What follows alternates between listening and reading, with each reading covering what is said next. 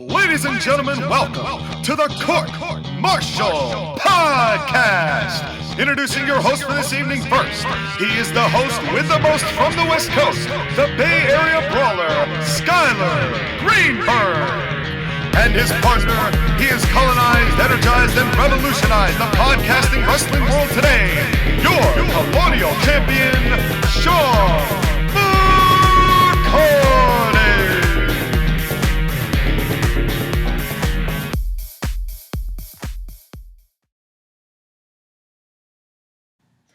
Happy 4th of July, everybody! Whether you're celebrating a holiday or whether it's just another day for you, welcome to the Court-Martail Podcast, the best podcast made by Smarks for Smarks, the best pro wrestling podcast in all of YouTube. I am your Colonial Champion, Sean McCarty, here to hear a review and give a review.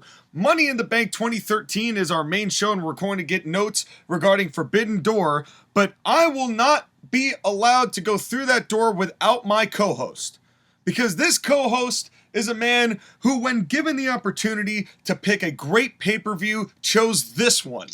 And he's going to explain why, and I'm going to let him defend this pay-per-view in the same way that he let me defend Unforgiven 2002, which is absolutely, unequivocally the exact same level of quality. Wink. The man of the hour, the man with the power, too sweet to be sour. He is the Bay Area Brawler himself, Skyler Greenberg. How you doing today, buddy? Well, this is 4th of July weekend, so I figured I might as well make some ribs. Yeah, we got some lip-smacking ribs. We've got some firecrackers scaring off pets. What a time to be alive. Yep, protect your pets, kids. That's right. Protect your pets. Protect your kids, pets. That's right. Dogs doing some dives over some toddlers. That's what we're aiming for here. But speaking of toddlers... Wow. But speaking of toddlers, JoshAgeddon has written us some notes. Roll the intro. It's time for JoshAgeddon's Notes of the Week.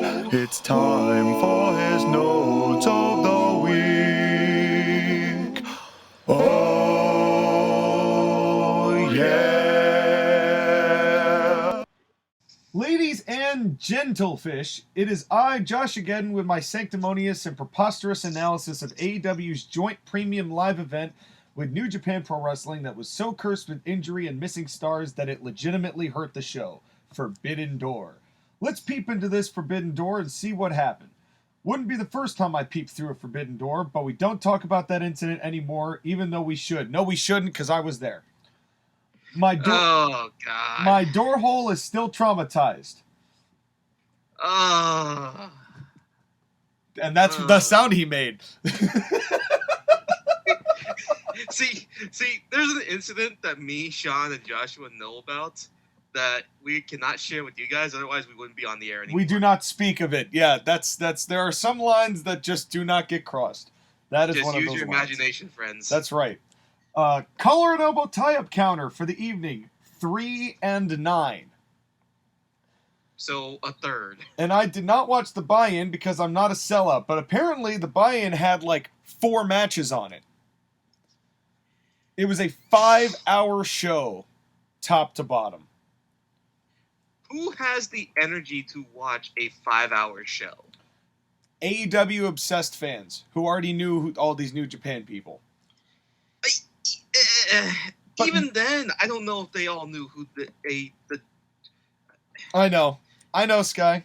But aren't you happy that we do not review every wrestling show that exists anymore? Yes. Yeah. But I'm also kind of disappointed because it shouldn't be at this point. Like, here's the thing. I legitimately should be excited about a New Japan cross-promotion with an American company because we get to see some of the best New Japan wrestlers. And it's bullshit. Yeah. It's bullshit. Yeah. It sucks. It just sucks. I always get depressed thinking about the state of professional wrestling as it is now. And I mean, there was a time that an American company working with New Japan and establishing who they were would be huge news. And this was who gave a damn? I didn't. It's a fan fiction that we got 5 years too late. Yeah, absolutely. Well, that's Tony Khan and AEW in a nutshell, don't you think? But actually, I was kind of thinking the Star Wars universe too, especially with true. Last Jedi. Last Jedi. But anyways, Well, save that for Super Jam Session, which is our channel where we do not talk about wrestling. We've mentioned it before. Link is in that description. Come listen to us be stupid. And speaking of stupid, be sure to watch the upcoming TAW pay-per-view event over on TAW Gaming. XAW Survive the Night, which is actually going to be fun. Your Colonial champion, me, is in action. LOL. We've got an Elimination Chamber main event. It gonna be cray. And speaking of me, here's why I'm plugging my show. Payback for hacking XAW Episode 8 and ruining my lovely Twitter ad, you son of a bitch. You're going to have to do a little, man, this is just like AEW. We're giving you context without giving you any of the stuff that happened prior to. Check out, there's another video in the description of what he's referring to and the statements that I made regarding TAW Gaming. I love working with JoshAgeddon. He lets me do a lot of promos and allows me to fornicate all over his channel, for which I'm very thankful. But the difference is that Joshua is not a multimillionaire who is blowing his wad watching his wrestling come to life. That's right. He's a good guy, and he's made a lot of good eFed stuff, and you should check it out. And his link is in the description as well. And click on that link if you want to have a good time and see the third member of this little Rat Pack that we've got going on. Match 1, speaking of Rat Pack, Match 1, Chris Jericho, Sammy Guevara, and Minoru Suzuki versus Eddie Kingston, Shota Umino, and Wheeler Yuta. Are you excited, Skylar? Here's the thing. I think of the three of us, JoshAgeddon is the one that knows New Japan talent the best. I'm probably second in that number. Yes, I will admit I'm last. I'm dead last. Right. But I mean, you know the big names. Yeah, like, I know the big names. I know the Tanahashi. But even I, a New Japan connoisseur, have no idea who the hell Shota is. Yeah, no, me either. And that's gonna be a theme tonight. Wouldn't be an AEW show if this didn't start with a match with 100 people. I grow more weary and dreary of trios matches every time I see one in this company, and this is no exception. Granted, considering the age and mobility of the people in this match, looking at you, Jericho, and Suzuki, really. Yeah. There weren't 9 quadrillion, bazillion, Brazilian moves in this match, so that was fine. Although there was a backslap tag the second the match started because fuck me. I'm not saying fuck you, Sean. AEW is. Oh, I know. And fuck you too, Skylar. AEW isn't saying that one was me. Why does this note version of JoshAgeddon hate you? I don't get it. It's the feud that I wanted is just me and Joshua. He wants me to be on his show and wrestle him. And JoshAgeddon just well, like, we can't use John Laurinaitis jokes anymore, can we? Because you glitched out a little bit there, Sky, but I can't call it John Laurinaitis anymore because he got shit canned for good reason. So who's the guy? Anyways, it was Mustafa Ali, the hacker. Mustafa Ali did not want you disclosing issues between you and JoshAgeddon's notes. Apparently, JoshAgeddon really does want me to be on his show and wrestle him. Maybe he does. You were on his show not too long ago in a Royal Rumble, but that's a story for another time. Wait, hold on. I did not license that appearance. Well, this is stuff you're gonna have to bring up with him. I thought you knew. I thought you saw the video. No, I didn't. Well, you were there. I thought you were there. You know, you were in there wrestling. I was like, oh, good, Skylar's here. You had a very nice suit, by the way. What the fuck do I wear suits? Anywho, Jericho pinned the Japanese guy. Hooray. Also, this match went on forever. Match 2, FTR versus United Empire versus Roppongi Vice. 3-way tag for both the Ring of Honor and New Japan tag titles. You excited yet, Skylar? I'm sending an angry message to Joshua about using my name and likeness in his videos. Yes, that's right. Rage Against the Machine. Another massive tag match with 80 people. You are killing me with this shit, AEW. However, due to Dax Harwood legitimately injuring his elbow, this match actually developed intrigue due to everyone having to work around the injury. The story of the match immediately became Cash has to work alone to win the match, facing not one but 2 teams alone and having to tag people he doesn't want to tag. That was far more interesting than 3 teams doing all the moves until someone wins. Even when Dax came back for some of those mega Cody Rhodes babyface points, the story still centered around his injury. Funny how a legit injury forced an AEW match to actually become interesting and not a mindless spot fest. Also, the angry pro wrestling gods claim yet another victim. FTR wins, and honestly, that was the right move. Also, ACPW star Jeff Cobb was in this match, and fuck, he was impressive. Right? That guy is big. That guy is... There's a reason that I made him the unstoppable monster for so long, only losing to Titus O'Neil. And it was worth I'm still getting angry at Joshua for the fact that he put me in a suit. You were in... Well, see, that's the problem. It's not the fact you were in the Rumble. It's the fact that you were suited up for that Rumble instead of wearing proper wrestling gear. Speaking of things that you don't wear in wrestling, Malachi Black versus Pac versus Clark Connor versus Miro. Oy. 4-way for the AEW All-Atlantic Championship. First off, this title's full name is the All Elite Wrestling All-Atlantic Championship. This is Super Saiyan God's Super Saiyan levels of bad, redundant naming that was a reference for Skylar to get. Sean, you need to watch Dragon Ball Super. Yeah, I'll get right on that. Super Saiyan Blue. Yes, I agree with this.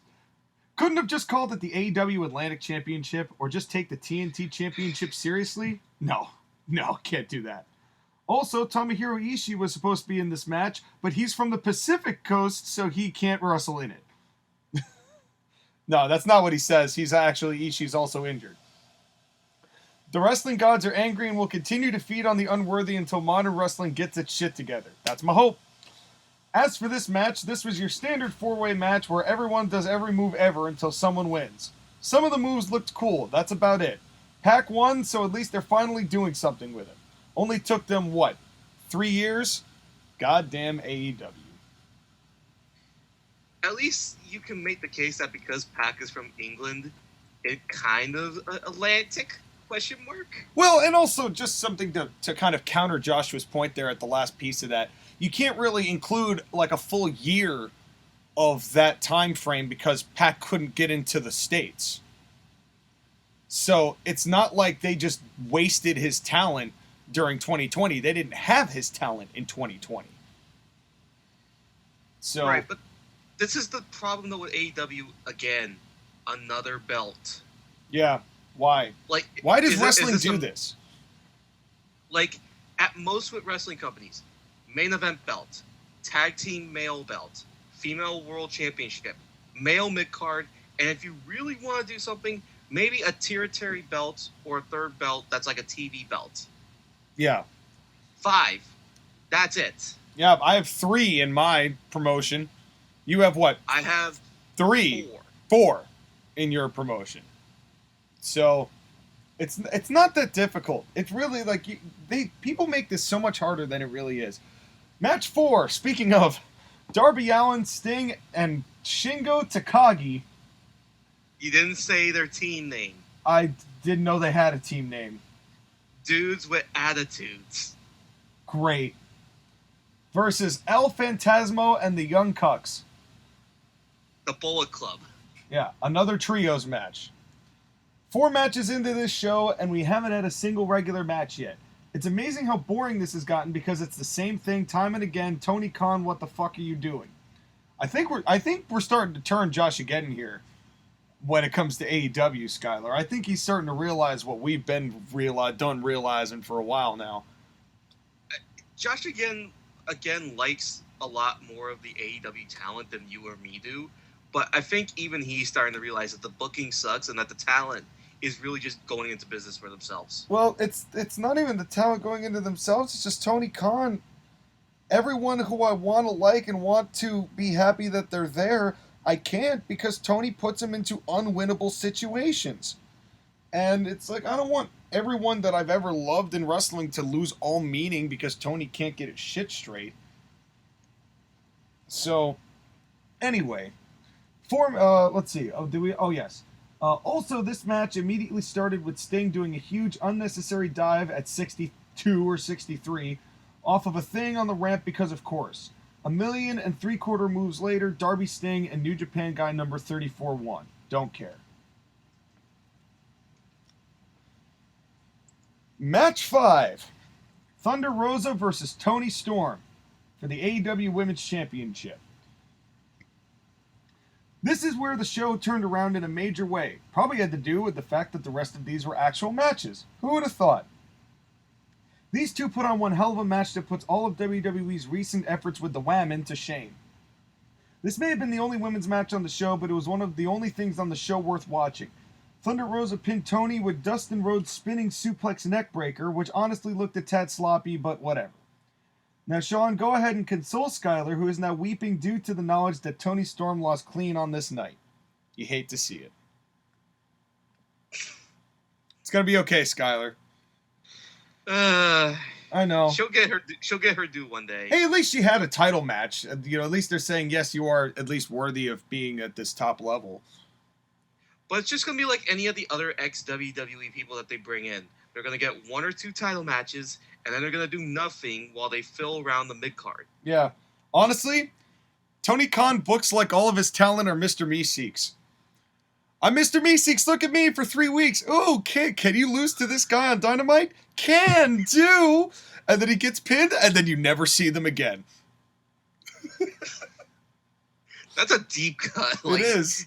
It's a real deep cut. It's amazing how true that is, though. It's sad how true that actually is. But yeah. True it is. Match 6. Oh, boy. Will Ospreay versus Orange Cassidy for the IWGP US Championship. Now for Sean's favorite match on the show. This match was actually pretty good, mostly due to the fact that Orange Cassidy was serious the whole time. No play kicks in this match. Some of the counters in this match were absolutely gorgeous to watch. These two have major chemistry together. Not much to comment on this one. It was pretty good. That is, if you can stomach Orange Cassidy's existence. But can you? Well, almost out of morbid curiosity, and because of the things I've said about Will Ospreay, and I have not seen him lately, I am morbidly tempted to watch that match. Not as a review for this show or anything like that. I'm just curious as to what it actually looked like. You'll watch the match, and then you'll want to draft Will Ospreay onto your roster. Like Maybe. But here's the thing. Orange Cassidy should not be in a 16.5-minute match with Will Ospreay. No. That's a lot of time to give a guy like Orange Cassidy. By the way, that was the middle ground for matches. That Tony Storm Thunder Rosa match was the only match that went 10 minutes. Everything else went at least 13, with the majority of the matches going 18 minutes. Yeah, I wish I were surprised, but they have no concept of regulating what gets what kind of attention to build to anything. That's not Tony's forte. Tony's forte is give everybody all the same amount of time so they can go perform their art. And 13 matches on this show. You have just gotten to the 10th match, and you're 4 hours in. Yeah. To tone it down a notch. Well, we're only at match 7. Zack Sabre Jr. Well, I'm sorry, go ahead. I'm including the pre-show because the pre-show had 4 matches. I know. I don't think he, like he said, he didn't watch it, but Zack Sabre Jr. versus a whole bunch of question marks. Since Bryan Danielson was injured, feared the angry wrestling gods, Claudio Castagnoli replaced him to take on Zack Sabre Jr. in the Ultimate Make Joshua Nut match. This was the best piece of business on the whole damn show. RVD was not there. The technical acumen on display here was spectacular. The selling was on point, the tension was palpable, the story was great. Zack Sabre Jr. tried to neutralize Claudio's power by taking out his limbs. And there was a spot where Claudio did the Bob Backlund lift on Zack Sabre Jr. outside the ring, carried him up the steps, and yeeted his ass back into the ring with one arm. Insane. I came everywhere. Of course you did. A tsunami of... fucking hell. A tsunami of my seed has devastated the East Coast, leaving no one unfertilized. Timely. Got your finger on the pulse of current events, JoshAgeddon. Ahem. What the hell is wrong with you? Oh, JoshAgeddon. We don't have enough time to get into that. It's Fantastic. like he saves the worst for his notes because he knows he's not here, so he's not going to have to listen to me and you talk shit to him about his Oh, notes. no, I don't think he cares one way or the other, to tell you the truth. But I do think he tries to shock jock himself and try to write as much outlandish stuff as possible just to get the reaction. Which is starting to get a little bit too gratuitous. I mean, it's kind of basically becoming like AEW. It's not the gratuitousness of it. Gratuitousness, baby. It's not about the gratuitousness. We've seen it. We've seen it. Yeah. You're becoming a John Cena match, JoshAgeddon's notes. Take some constructive criticism. But again, Claudio is great and all, but again, another ex-WWE guy going to AEW.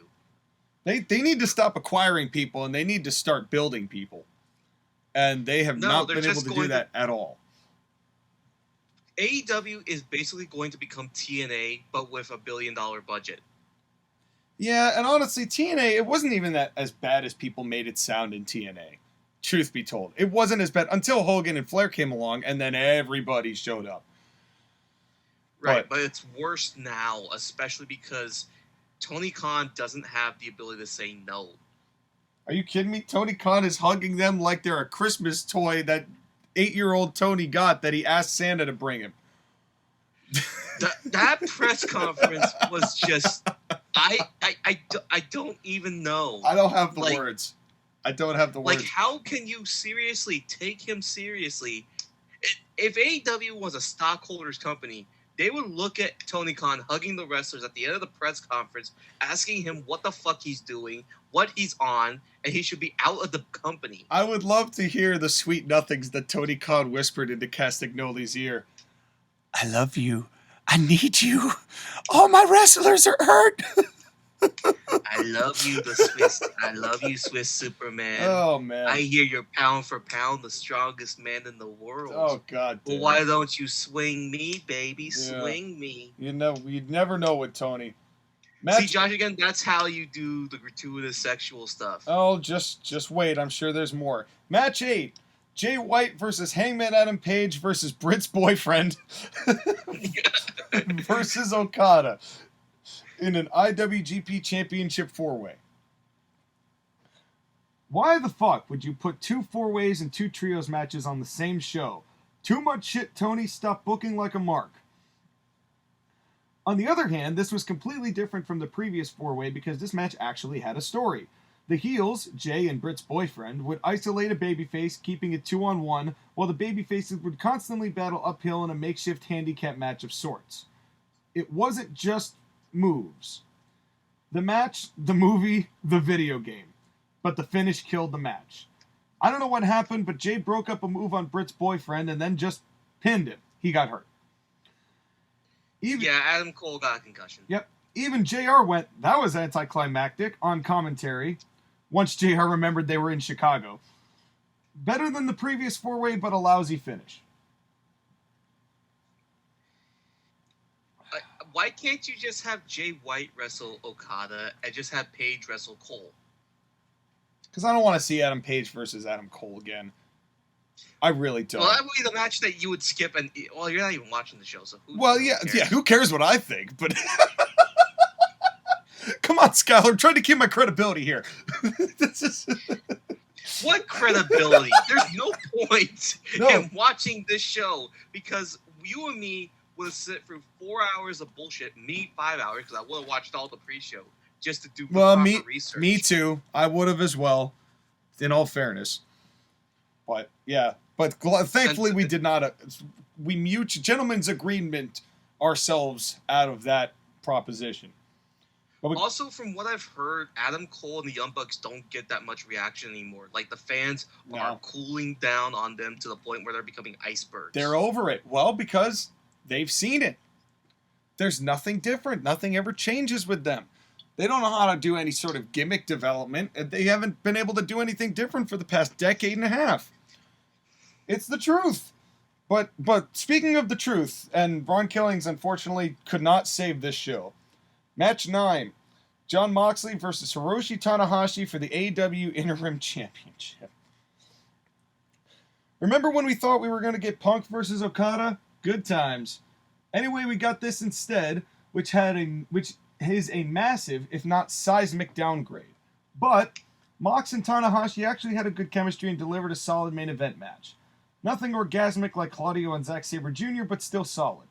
Also, Tanahashi accidentally busted open Mox with a kick near the end, which left Mox bleeding buckets.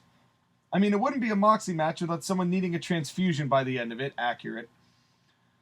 Moxley won the interim title. The Jericho Ass-Kissing Society attacked afterwards to set up Blood and Guts match that I don't care about, and Claudio gave one of Jericho's guys the big swing. An entire crowd ejaculated, and in 9 months, the population of Chicago will burst like a zit on the underside of my shaft. I told you it wasn't done. No, God. I told you it wasn't done. I know this format. I know the formula. He skips. Usually he'll have, like, something outlandish, then the next match will be fairly clean, and then the next match will have something repulsive, and then the match after that will be fairly clean. He tries to interject it. So in other words, JoshAgeddon is doing his notes the same way that AEW books their shows. It could be. He likes just putting in just the tip, just enough for you to feel it. So Josh, so is that at this point? I don't know, but that's never gonna make it to air, if you know what I mean. Closing thoughts. The lack of stars due to injury was the number one problem with this show, as it caused the whole thing to be reshuffled into a mess of a card. This also made this show feel largely inconsequential because all the important people are either in the infirmary or in a Bacta tank right now. Plus, the first half of the show was unapologetic filler. Nothing but multi-man matches that had no stories or intrigue, except when Dak's legit injury forced them to implement something interesting into the match, and were honestly just tiresome. The second half of the show was far superior, as we actually had one-on-one matches that weren't just the same copy and paste of what came prior. Even the second four-way match had a completely different approach than the first. So this show has a mad first half and a good second half. I give it a 5 out of 10. 2 of those points are Claudio versus Zack Sabre Jr. Now, he also has a review of Money in the Bank 2013, but it's only one paragraph. Okay, we'll save that for a second. I really don't have anything to say about Forbidden Door. Like, it's an AEW show. It's an AEW show with half of the talent that was important, and nobody is going to start watching this show because of this show. Unless you're already watching that show. Right. But no one's going to start watching AEW for the first time because of this pay-per-view. No. No one's like, yes, me want more of that. Or me no want no more of that. Yeah, me want to gouge my eyes out with a melon baller. That's what me want to do. But wow, that's a lot of self-hate right there. Yeah, that's some self-deprecating humor. And instead of doing that, instead of being the apex simp, why not be an apex predator and reach for briefcases? And that's kind of what we're talking about. And bad transitions aside, I can't even speak actual English anymore. I am just completely losing my capabilities here and my mobilities here. So I have to lob this tennis ball into Skylar's court so he can carry us through this Money in the Bank 2013 review. Skylar, take it away, my friend. Well, thank you. So here we are in 2013. Now, Money in the Bank is an interesting concept. It's an interesting pay-per-view event, ? It's supposedly one of the bigger events of WWE's calendar because it has had a lot of great performances. It's had a lot of great matches and stories. And you can argue it's one of the more... It's not a big pay-per-view. It's not a big four. But it's the most important of the B pay-per-views and arguably makes it WWE's big five. You wouldn't know it from this pay-per-view, though. Well, when it came to picking a show, we had to pick one of two events. Oh, hold on. No. You had to pick one of these two events. I had nothing to do with this. I want that to be clear right here, right now. This was your choice. Okay, fair enough. I feel like you're going to hate what this review... No, this is going to be fascinating, I think. I'd continue. Money in the Bank is one of the weird shows because there were two ones that stood out. This one and 2011. The 2011 one stands out for the obvious reason, which is the main event. Right. Which, honestly, that whole show, I think, has better matches on it than the main event. Well, yes, Fairly. but the main event is one of the most memorable in the history of Yes. WWE's pay-per-views. Of course. But what I want to say is that I think CM Punk versus John Cena from that year doesn't age well. I haven't seen it in a while, so I have to watch it again. The last time I watched that match was probably like, I don't know, 6 months ago. And I remember it feeling kind of like how a lot of those big matches that John had in the 2010s went. It reminded me a lot of like Royal Rumble 2017 with AJ Styles. It's a very similar, it's a format that John Cena has perfected, but it's a formula that John Cena has used and perfected. And this match, I think the match was very similarly structured, and because he used it so frequently, I think that's why it doesn't age well, because we've seen it so many times. In many ways, it feels like the John Cena thing is almost like the Shawn Michaels thing. You're like, okay, John. Here we go. Here's the spot. Yep. Yeah. And there's the next spot. 100%. And the next one. Yeah. But anyways, the point is that I wanted to do 2013 because I have nostalgic, fond memories of 2013. And when I was watching it, I'm like, Money in the Bank 2013 had some good stuff and had some bad stuff, but it didn't reach the lows. No. Nothing was egregiously offensive on this show. It's just that the middle of this show really kind of sucked the energy out. What did you think when you watched it? Well, I went in with an open mind, and I have a feeling that Skylar, in a very similar way to how Unforgiven 2002 was a nostalgia wave for me, I feel like you're going to be feeling that nostalgia wave here today. And there's nothing wrong with that. That's totally cool, totally respected. I wanted to believe that this was good, and I wanted to believe, but here's the interesting thing, because as with Unforgiven 2002, for a lot of the stuff that happened on this show, context matters. Majorly. As to where everyone was going, where everyone was headed, and I think that helped some people, and it hurt some people. And it hurt my perception of some of these matches, as opposed to just being able to watch them in a vacuum about like what they were about. You know what I mean? Yeah. So, what did Josh again have to say about the show? All right, here it is. This is where my Money in the Bank 2013 review would go if I had watched the show, but I simply did not have the time. From what I remember watching it live back in 2013, it was But did I have the time? I did have the time to work on TAW Gaming videos, so subscribe to TAW Gaming to watch our upcoming pay-per-view, XAW Survive the Night. Plugged it twice, motherfucker. And subscribe to the Court-Martail Podcast and Super Jam Session, and the Yeet Dream Team, and CAW, and also subscribe to my ass, which he put in literally the entire page. Pro tip. I'm getting to the point now where we're going to start not doing Josh again notes. Pro tip. Well, you're on thin ice. Josh again. And also, pro tip, if you're going to cut a promo about plugging and hijacking my show, don't plug my show while you're hijacking my show. Just say it. Like this is something that Josh again can learn from Tony Khan and how he does his Twitter. That's right. Yes, exactly. Take notes, Josh again. We're here to help you. We're here to help you. We are here. Come tell Dr. Knux and Dr. Skylar your problems, but don't tell us all your problems because we can't air most of them. No. So where were we? So Money in the Bank 2013. Now this show had a pre-show match that I required you to watch. Yeah, you did. Hold on, let me get my notes because I actually watched it last. Watched it last of all of this because I got a new pad because my notebook got full, so I've been using a purple pad instead because it was a purple notebook. So I have to flip to the appropriate purple pad page for our pre-show pathetic performance. No, I'm kidding. No, it wasn't that bad. It wasn't that bad. Fuck you. It wasn't that bad. Okay. I'm kidding. Go ahead. What did you think of the Usos and the Shield? Well, let's provide the context. This is the WWE Tag Team Championships, back when there was only a singular Tag Team Championships. For the Roman days. Reigns and Seth Rollins of the Shield defeating Jimmy and Jey Uso. They sure did. And you know who the most over person in this entire match was?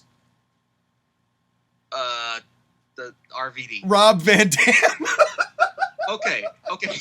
Can we take a minute? Please do, because I know you're going to cut a promo here. Philadelphia, you suck. All of you sucks. Everything about you sucks. You rooted for ECW. You rooted for RVD. You rooted for the tables. You are terrible. You rooted for the Eagles. You rooted for the Flyers. You can go fuck yourselves right now, Philadelphia. All of you are smarks that live in your basement that has never touched a woman, and you will continue to only never touch a woman if you continue to be losers. These are the AEW fans. All of you. Go fuck yourselves. Wow. Bill Burr could take a lesson out of your Philly rant. Having said that, you're right. The crowd did not care for all the matches except the one in the main event with a certain guy until a match won them over because it was so good. And that's what this match was, is that the Usos and the Shield, they worked the match in a 3-segment match, and by segment 3, they got the crowd behind them. Well, here's the interesting thing with the Usos and the Shield. This is a perfect match to go on first, to warm the crowd up, to get them excited for the show. If there was ever a match to do that with, this was it. And they did a good job working a WWE-style tag match. Well, yeah, but the other thing, too, is that in 2013, there was a mini renaissance of tag team wrestling in WWE because they actually kind of put effort into their tag team division. You have the Shield. You have the Usos. You have the Real Americans, the Primetime Players. You had, well, the New Day weren't there yet anyways. Nope, Rhodes Scholars. Rhodes Scholars were there. Well, not for long anyways. Well, yeah. They just had Team Hell No, Daniel Bryan and Kane, but that was, well, that was ending. But the point was that they had them for a while. Even had 3MB and Tons of Funk, which were the lower card teams. Yeah, which were the two other opponents that wrestled in a 3-team triple threat tag team match to determine the number 1 contenders for this match, which the Shield, or the Usos, won. And that kind of shows you that obviously the Usos were going to win that match because they're not going to push 3MB. Tons of Funk, that they weren't going to push them either. They were not going to push Tons of Funk. It always amazes me how quickly they soured on Brodus Clay. Yeah. It amazes me. But the point is that this was one of the matches that really established the Usos, because by this point the Usos were okay, but they didn't really have a wowing performance that made them stick in the mind of the fans. But this match is what really got their popularity to the point where they are now. Yes, and this is old Uso gimmick, which is really bland, which is basically what you just said. It's just that they eventually, it would take a little while for them to get their stride, and I think that the Usos ended up kind of doing a Roman Reigns before Roman Reigns did. As far as needing to turn heel, was bland, was white meat, nobody cared, and then all of a sudden the Uso Penitentiary shows up. And that completely changes people's perceptions of the Usos. Once the Samoans stop being goofy, suffering, succotash type guys and turn into real people, that's when they, Yeah. And just, my big issue with this, like, the false finishes were really good. And I think there was a really nice blind tag right at the end of this match, which we'll get to in just a second. But the hot tag was fine. It just went long. It just kept going. It's one of those things that, after watching all that Mid-South, the comeback to finish time ratio, I like short and sweet over long and drawn out. Even if the false finishes are good, you could find a way to make it faster, I think. I think that the difference was that they had done the work long enough that they established that they could go longer. I think what it was ultimately is just that they did enough work in the first 2 segments of the match that when they got to the hot tag, that's when everything, started to pop off. But the thing with this match that's different from other tag team matches that WWE has done, especially recently, was that there was elements of psychology and storytelling within this match. Well, first things first, do we get a collar and elbow tie-up? God, I don't remember. I didn't count the pre-show. I have the rest of the show, but I didn't count the pre-show. So it starts with Jey Uso doing a standing side switch with Seth Rollins going for the collar and elbow tie up. And then Right. Seth Rollins tags in Roman Reigns, and then Roman Reigns does the collar and elbow tie up proper. Right. So I'm giving that a That 0.75. counts. That counts. That totally counts. I'll give it the full point. That's a 1 point collar and elbow tie. Alrighty. And the Usos get the shine for the first part of the match. Their offense at this point was still, a little Weak. It was a little weak. Roman Reigns at this point is still green, but his punches were starting to get better. That's true, but you also, Rollins is a good enough worker that between the two of them, a lot of his shortcomings were masked. Which was also, that was one of the things that I do have to give them credit for, is like the best part about the Shield was that Roman Reigns looked like he belonged with the other two, even if his skills weren't necessarily at the level of the other two, because of the way that they were able to conceal his weaknesses. Once he started wrestling on his own and all those weaknesses got exposed is when fans started to turn on him. Yeah, that's the problem, is that they knew that Roman Reigns was going to be the one that was going to be pushed the hardest once they were separated. Yeah. But I mean, let's ignore that for a second. The whole part with Seth Rollins pulling Jimmy Uso off the ring apron, that's just good healing. Yes. Oh, absolutely.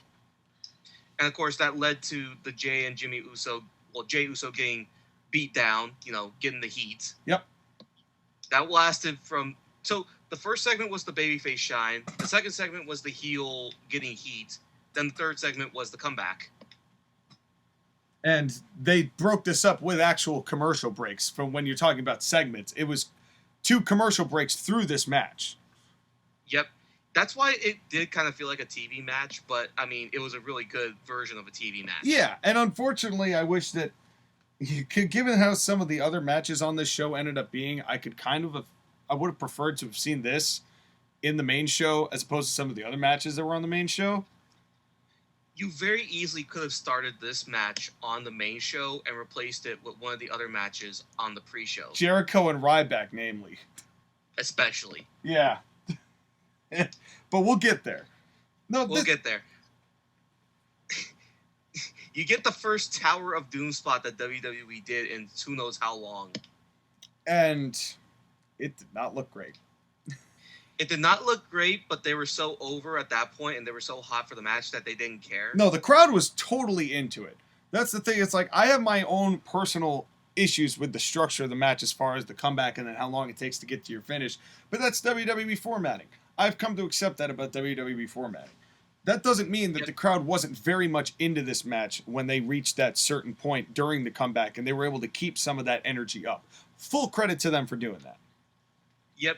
And also what I really liked about this match is that there were points, especially when the Usos did the whole callback to Rollins pulling off Jimmy Uso, Jey Uso pulls off Roman Reigns from the apron, and they get that frog splash Samoan drop combo. You almost think they're going to win, and they would have won, but Roman Reigns gets involved. Right. And there was a couple of backslash tabs by the Usos. I've noticed that they are very guilty of that. They're one of the teams that I really wish, because they are so talented in most every other way, there's no need to be slapping them backs that hard. Yep. Consistently. Seth Rollins and Roman Reigns either tagged a hand in visual sight or they did blind tags. Yeah, and that was one of the things that impressed me, especially towards the finish of the match, where that the match that finish that actually was the finish in this situation, which I would say was one of the best finishes of the night, was this match. Oh, that was a cool finish. Jimmy Uso tries to, after the frog splash didn't work, grabs Seth Rollins and goes to the middle rope, trying to do a Samoan drop from there. Seth Rollins slides down the spine to do the buckle bomb. Roman Reigns punches Jimmy Uso, who's resisting Seth Rollins, does a blind tag to Seth Rollins' hand. Which Seth I Rollins couldn't does the see. buckle bomb. By the way, it was literally a blind tag. I could not identify where the hand was tagged, but I know it wasn't just on his arm or anything like that. That was a legitimate blind tag. So blind that it actually got me. It was on the left hand, but because of the way the camera was angled, you couldn't see it. see it. Yeah, thanks, Kevin Dunn. No, that was actually brilliant because, I again, know. it's the whole thing of the blind tag. Oh, come on. You're going to yell at Kevin Dunn any chance you get. Oh, I Anyways, will. the point- That was the joke. It's like, yeah, I might as well yell at Kevin Dunn while I have the chance. But full credit to that. That was actually really nice. I liked not being able to tell. Yep, and that leads to the buckle bomb followed by the spear and the crowd just getting hot for the Shield. Yeah, and this is when their popularity really started to explode at this time. I mean, they were big, but they weren't the mega stars that they would all end up being coming into 2013 and 2014. Yep. Again, the Shield was arguably the best thing that ever happened to 2012, 2013, 2014 WWE. It's the best thing I would say to come out of WWE, save maybe AJ Styles, consistently in the 2010s is the Shield. That's fair. Fair. And that's now AJ Styles obviously was made in TNA, which is why I'm not really giving that the same, even though he had a hell of a run. That's not, you see what I'm saying? Just for longevity's sake, they are the closest thing that WWE has come to making stars since John Cena. 3 homegrown talent who would become main event players, and then, well, they ruined them, but they took a while for them to be ruined. Yeah, absolutely. And you could argue that Seth was of his own doing, and actually you could argue that Moxley was of his own doing. Bray Wyatt feuded with all 3 of them, and had shitty feuds with all 3 of them, and that kind of killed them. Well, because that's everybody was all about Bray Wyatt, but I think that if we actually went back and did a more deeper examination into Bray Wyatt and his matches and what his presentation has been, I think we're going to find out that it's not any of the opponent's fault that the matches they have with Bray are bad. It's just that Bray has always been more of an actor than a wrestler. And that's kind of the biggest problem against Bray Wyatt. Yeah, you're not wrong. But anyways, let's go ahead and avoid that because eventually we do see Bray Wyatt on this show later. Yes, we do. But we now start the show with the World Heavyweight Championship Money in the Bank, or the SmackDown one. Or the B Squad one. Now, let's be very clear about what they did here with the 2 Money in the Banks. They had the Young Gun Money in the Bank that they promoted, and they had the Main Star one that they promoted. Now, the Main Star one, everyone in that match was a face. And in this one, the Young Gun one, everyone was a heel. But the thing is that it's Philly, so they're going to root for the heels no matter what. Which I think is kind of smart on WWE's part because I'm sure they knew that. So they're like, yeah, we'll put all the heels on one Money in the Bank ladder match, and you're going to cheer for who you want, and then we'll just go from there. Yeah, it's just, again, Philly is terrible. Well... But they knew what they were going to do, so. You've certainly made that clear. I hope you never run a show of NWL in Philly. It's going to be like the worst booked show of all time. I'm going to constantly shit on the Philadelphia Flyers and the Philadelphia Eagles the entire show. 76ers, I've got no gripe with. I don't really care about Philly, the Sixers. Philly, trust the process, right? They won a belt with Nick Foles. I can't fault them for that. Please. I can't. And they beat Brady, so yeah, but yeah, and I've got Brady now as a Bucks fan. We're getting off track here, folks. This is but anyways, stay tuned for Super Jam Session because we will be talking about football at some point on that show. So stay tuned. If you want to hear more football talk, we will be providing that to you with JoshAgeddon not knowing what the hell of it we're talking about. Right. Anyways, it's Money in the Bank ladder match for the World Heavyweight Championship contract, a.k.a. the B belt with the B team. It is Damian Sandow, Antonio Cesaro, Cody Rhodes, Dean Ambrose, Fandango with Summer Rae, Jack Swagger, Zeb Coulter alongside them, and Wade Barrett. The first thing I put on my notes was there are 2 tag teams in this Money in the Bank. What are they doing here? But then, given the finish, I understand now. Why? Well, so first things first, Fandango is the middle of the ring. He doesn't get an entrance because fuck you. Because, yeah, you beat Chris Jericho at WrestleMania. Here's our thanks and our faith in you now as a talent. Not to mention that this was still in the kind of coals of when they were still doing the Fandangoing thing. Right. Now, John Moxley. Yeah. Dean Ambrose had made an entrance to help to celebrate with his boys, so that's why he didn't get a televised entrance. But whatever. Right. Well, fair enough, because he was just chilling in the ring. And he's like, "Hi, I'm Dean Ambrose. This is my U.S. title. I've defended it once." And I'm only going to defend it once. Yeah, did he defend it once? He defended it like one time at this point. Yeah. I mean, he won the belt a pay-per-view ago, so it wasn't that far. Oh, okay. So it had been pretty quick. It had been pretty quick. Then comes the Real Americans with Zeb Coulter. Antonio Cesaro, I missed that. Dutch being MAGA 3 years before that term existed. I know. I was watching it, and I'm like, I forgot he cut that promo. But you know what? It kind of made me laugh, because half of the crowd was like, I'm supposed to boo this, and the other half of the crowd is like, yeah, you tell him. It was the weirdest thing. It was very strange. The reception to this promo that he cut. If anything, it was a warning of the future. It was confusing, but it was funny. Wade Barrett's theme is terrible. Hold on. So Cody Rhodes and Damien Sandow come out. Damien Sandow, in the middle of Cody Rhodes saying something, grabs the microphone, starts talking about himself again, and then he gets interrupted by Wade Barrett's music. Which sucks. Supposedly, it was an altered version. The real version included the theme that was in the Cruiserweight Classic, and he said no to it. Huh. I guess that's fair. That means that Wade Barrett purposely chose worse music. Yeah, well, when it comes to Barrett's career following this, I'm afraid I have some bad news. What was this bad news, Barrett, or was it just No, Wade no, Barrett? he had not gotten there yet. We still had the League of Nations to suffer through. Yeah, that was a thing. That was a thing. But at the time, this was a match where, again, it's the Young Guns. It's basically, this was the match where they were trying to be like, you know what, here are the young wrestlers that we have that are going to be stars in the future. Yeah, which I understand them doing. It was just well, but then again, context matters. You think about who won and how that played out. Yeah. Well, here's the thing. Money in the Bank is a bunch of spots. So are there any spots in this match that you really liked? Well, I still believe that 2 Money in the Banks on one night still doesn't work, even if you're going to do an all-star at a B League, because it makes both of them feel less important.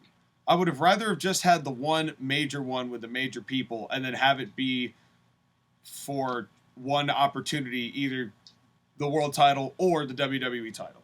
You choose one. You honestly could have done like a 10-person field with half of the people from the first one and half of the people from this one. Yeah. And then you could have put some actual decent singles matches on these, maybe have Ambrose defend his United States Championship, against Christian or something like. Oh no, Christian was a heel at this point. No, Christian was a babyface. Well, then there you go. You could have that. Again, everyone that was in the second Money in the Bank was a babyface. Everyone in this one was a heel. Yeah. At least until the ending. Yeah. But there were a bunch of cool spots. Again, there were 2 tag teams in it, so that spot where they have the ladders facing each other. Yep, and they just kind of go huck them at each other. One of the things that did make me laugh really hard was that Fandango was trying to climb the ladder.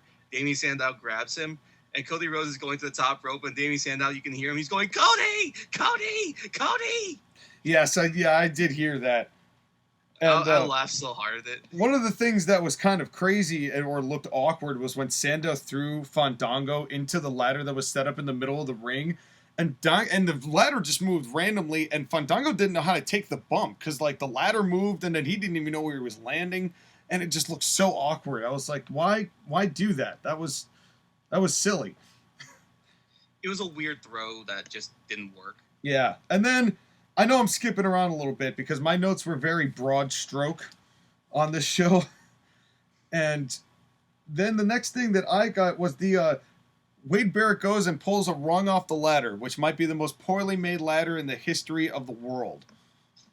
Well, what he did is that he stepped on one rung and broke it, and then stepped on the other part of the rung and broke it. Theoretically. But hey, Philadelphia, their Home Depots suck too. Yeah, make better. Damn, you're not going to let this thing go, Sky, are you? I'm going to shit on Philadelphia the entire review, man. Yeah. Well, speaking of things to shit on, this commentary is Michael Cole brand awful. Okay, so it's Michael Cole, Jerry the King Lawler, and JBL. And all of them suck in their own individual way.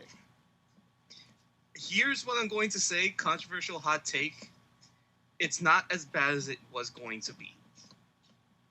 How do you mean?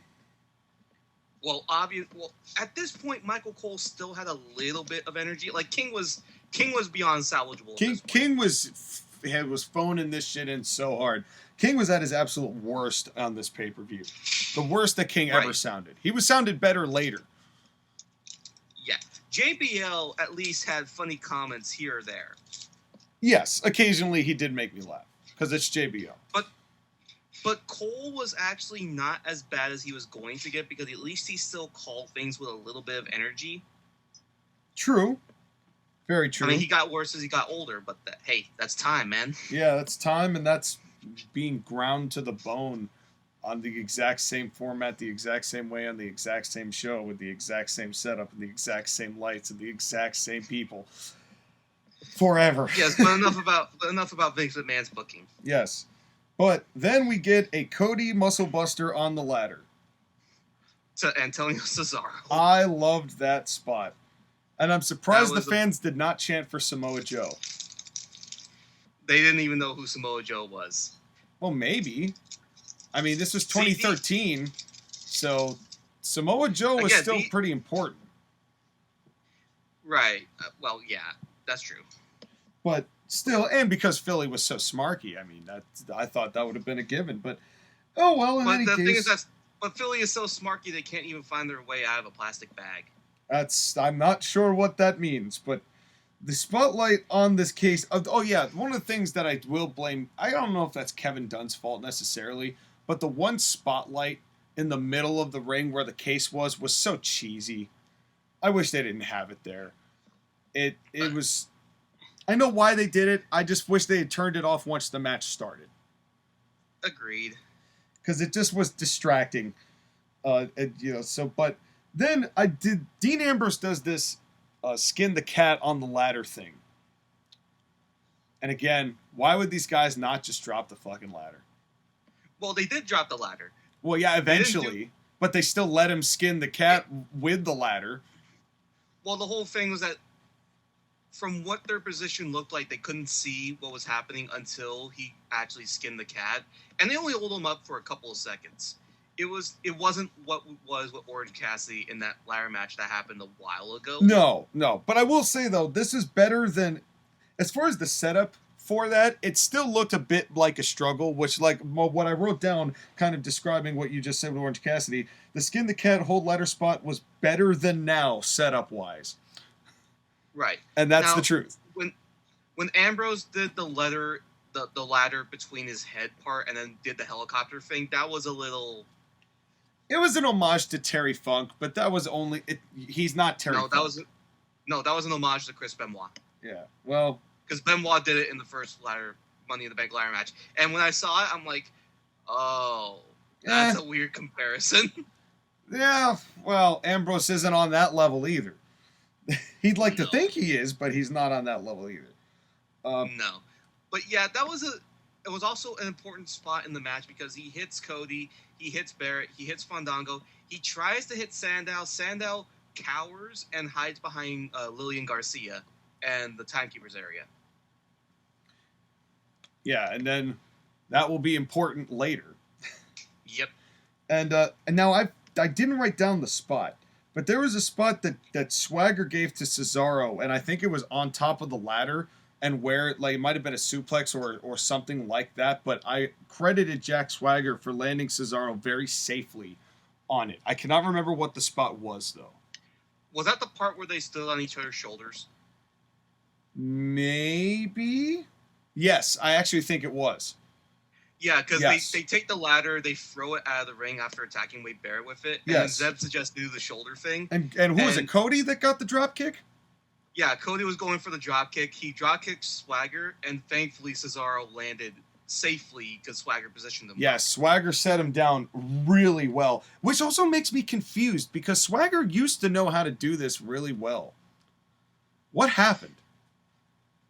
I think because he was released from WWE in what year? Well, he was in Lucha Underground in the last year that they were alive. So that right, was but that's Lucha. That's different. We also have to remember that Swagger did Bellator for a while and physically kind of let himself go. Yeah, was it 2016, 2017? Somewhere around there, I think.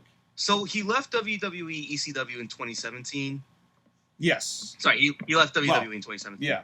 Oh, God, could you imagine if WWE ECW lived to 2017? Yeah, that would have been Oh, Lord. But he left in 2017. He did Lucha Underground. He did MLW, and then he joined AEW. Right. But the thing is that when he joined AEW, he wrestled in MLW in May of 2018. He didn't get to AEW until October of 2019. So that's almost an entire year and a half off. Yeah.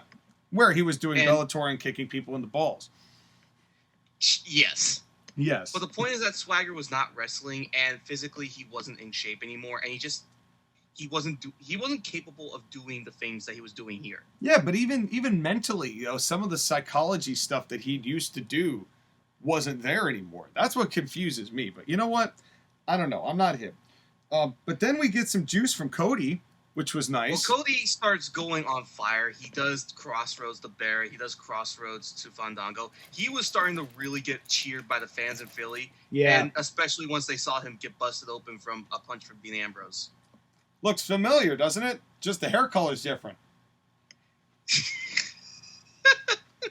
You're not wrong. Yeah. Cody's always had the ability to have the connection. It's just how he was used. Yep. And then we start getting to the finish. Cody almost has the briefcase, and then here comes Roman Reigns and Seth Rollins. And we start getting into the overbooked territory. Right. The Usos come in. The Real Americans start fighting them. It's a six-way brawl as Fandango and Wade Barrett get taken care of. Dean Ambrose tries to climb the ladder, and Cody Rhodes pushes him off the ladder into everybody. Yeah. I will give credit, even though it was overbooked, it was quick. It wasn't what the main event was, which was very different. Well, it was until this turn happened, and then it took forever. They milked the crap out of this.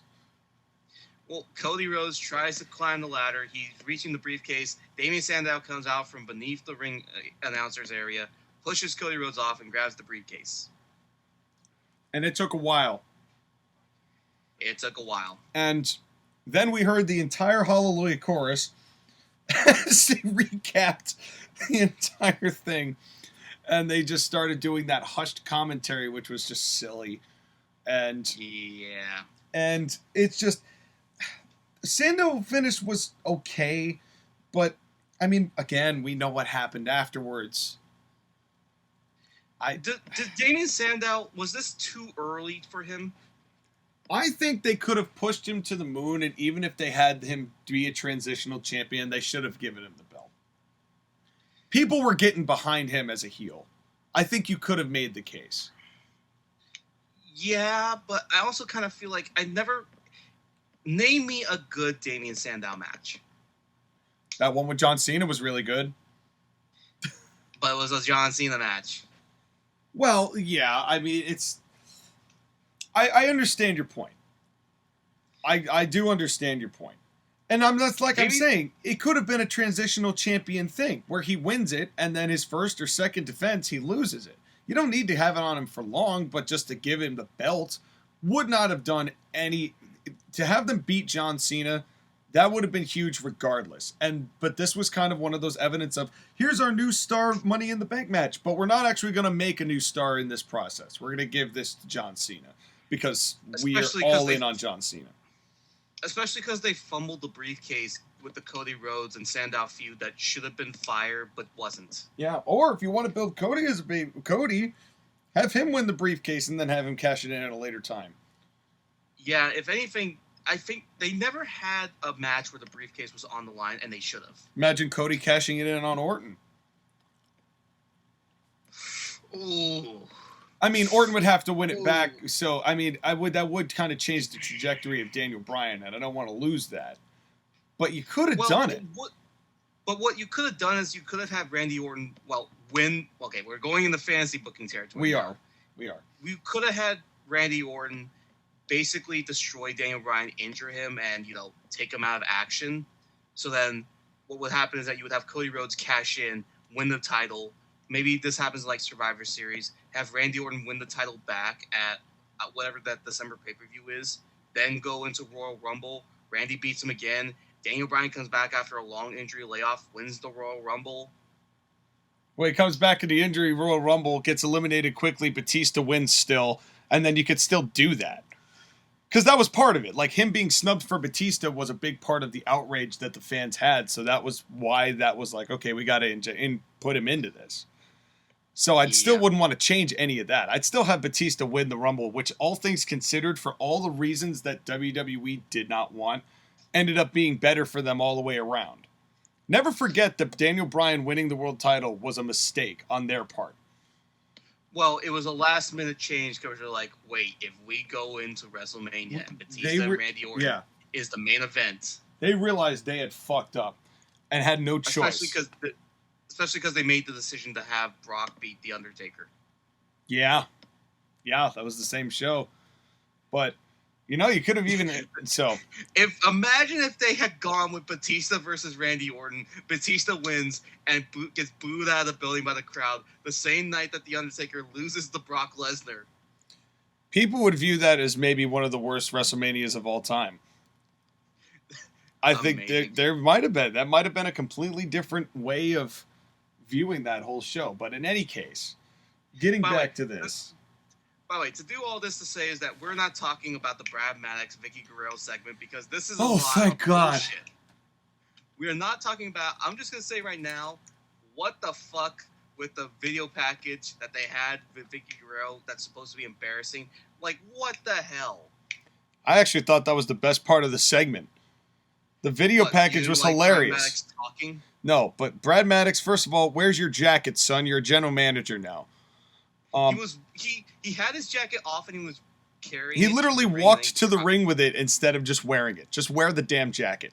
It's not that hot in the building. And then he dropped it somewhere. Yeah. And then the whole Maddox talking was cancerous. It was vomit material. And then I had to write, thank God it's Miz. Thank God it's Miz. And that was the pop of thank God it's over from the crowd. Oh, they hated this.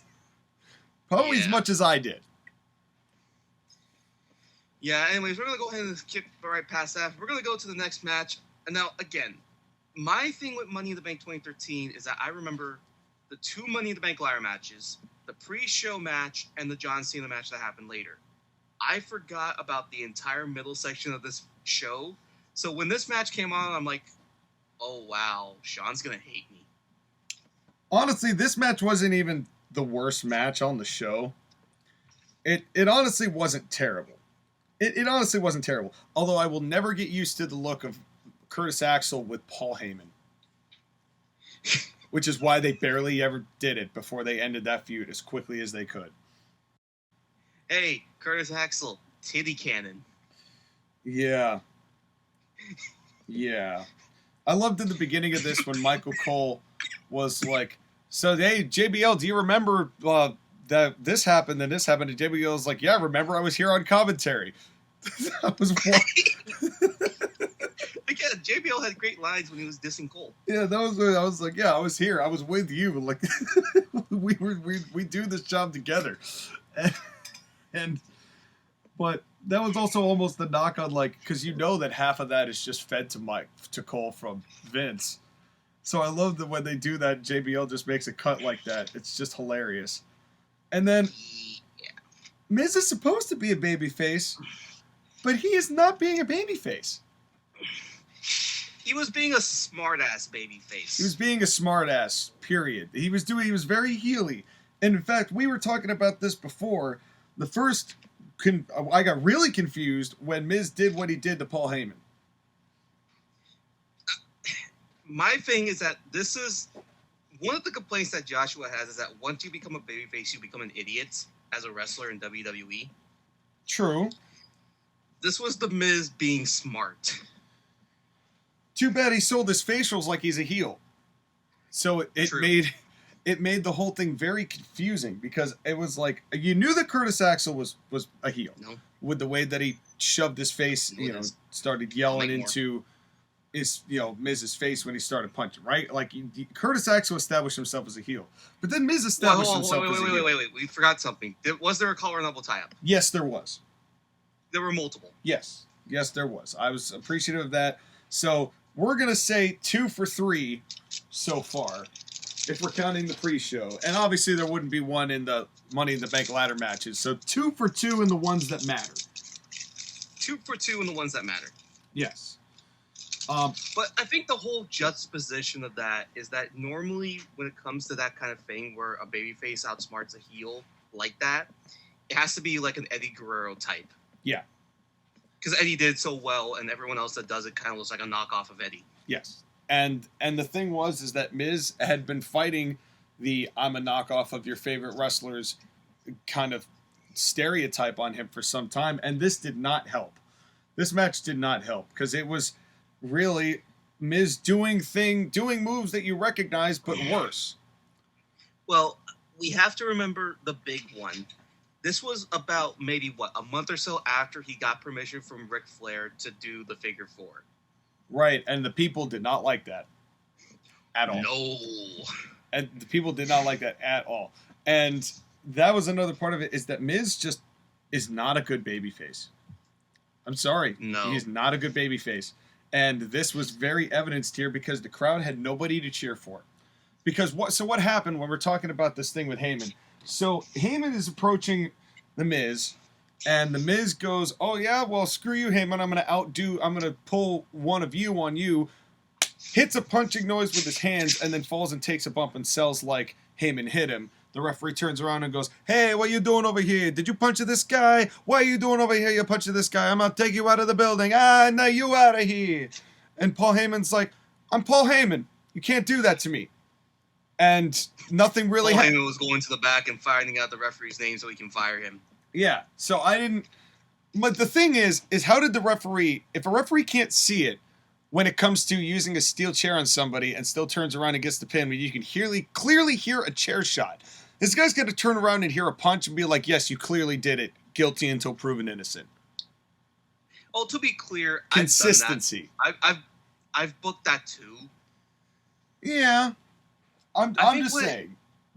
I think what it is that because WWE has made the referees idiots for so long that when a referee finally starts acting smart, it's different. Yeah. No, absolutely. And I don't know. I just didn't care for this because Miz sold it like a heel. And then the crowd, in very Philly fashion, went, "We want Heyman." And I did not disagree.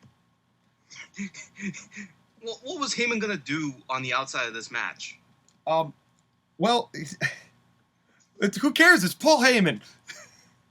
They were waiting for Brock to come back. That Paul Heyman was the most over person in this match because the second that they saw him, they started chanting ECW. Yeah, and Axel. And here's the interesting thing. This is what I don't understand. This match, as far as babyface heel storytelling, was a double turn.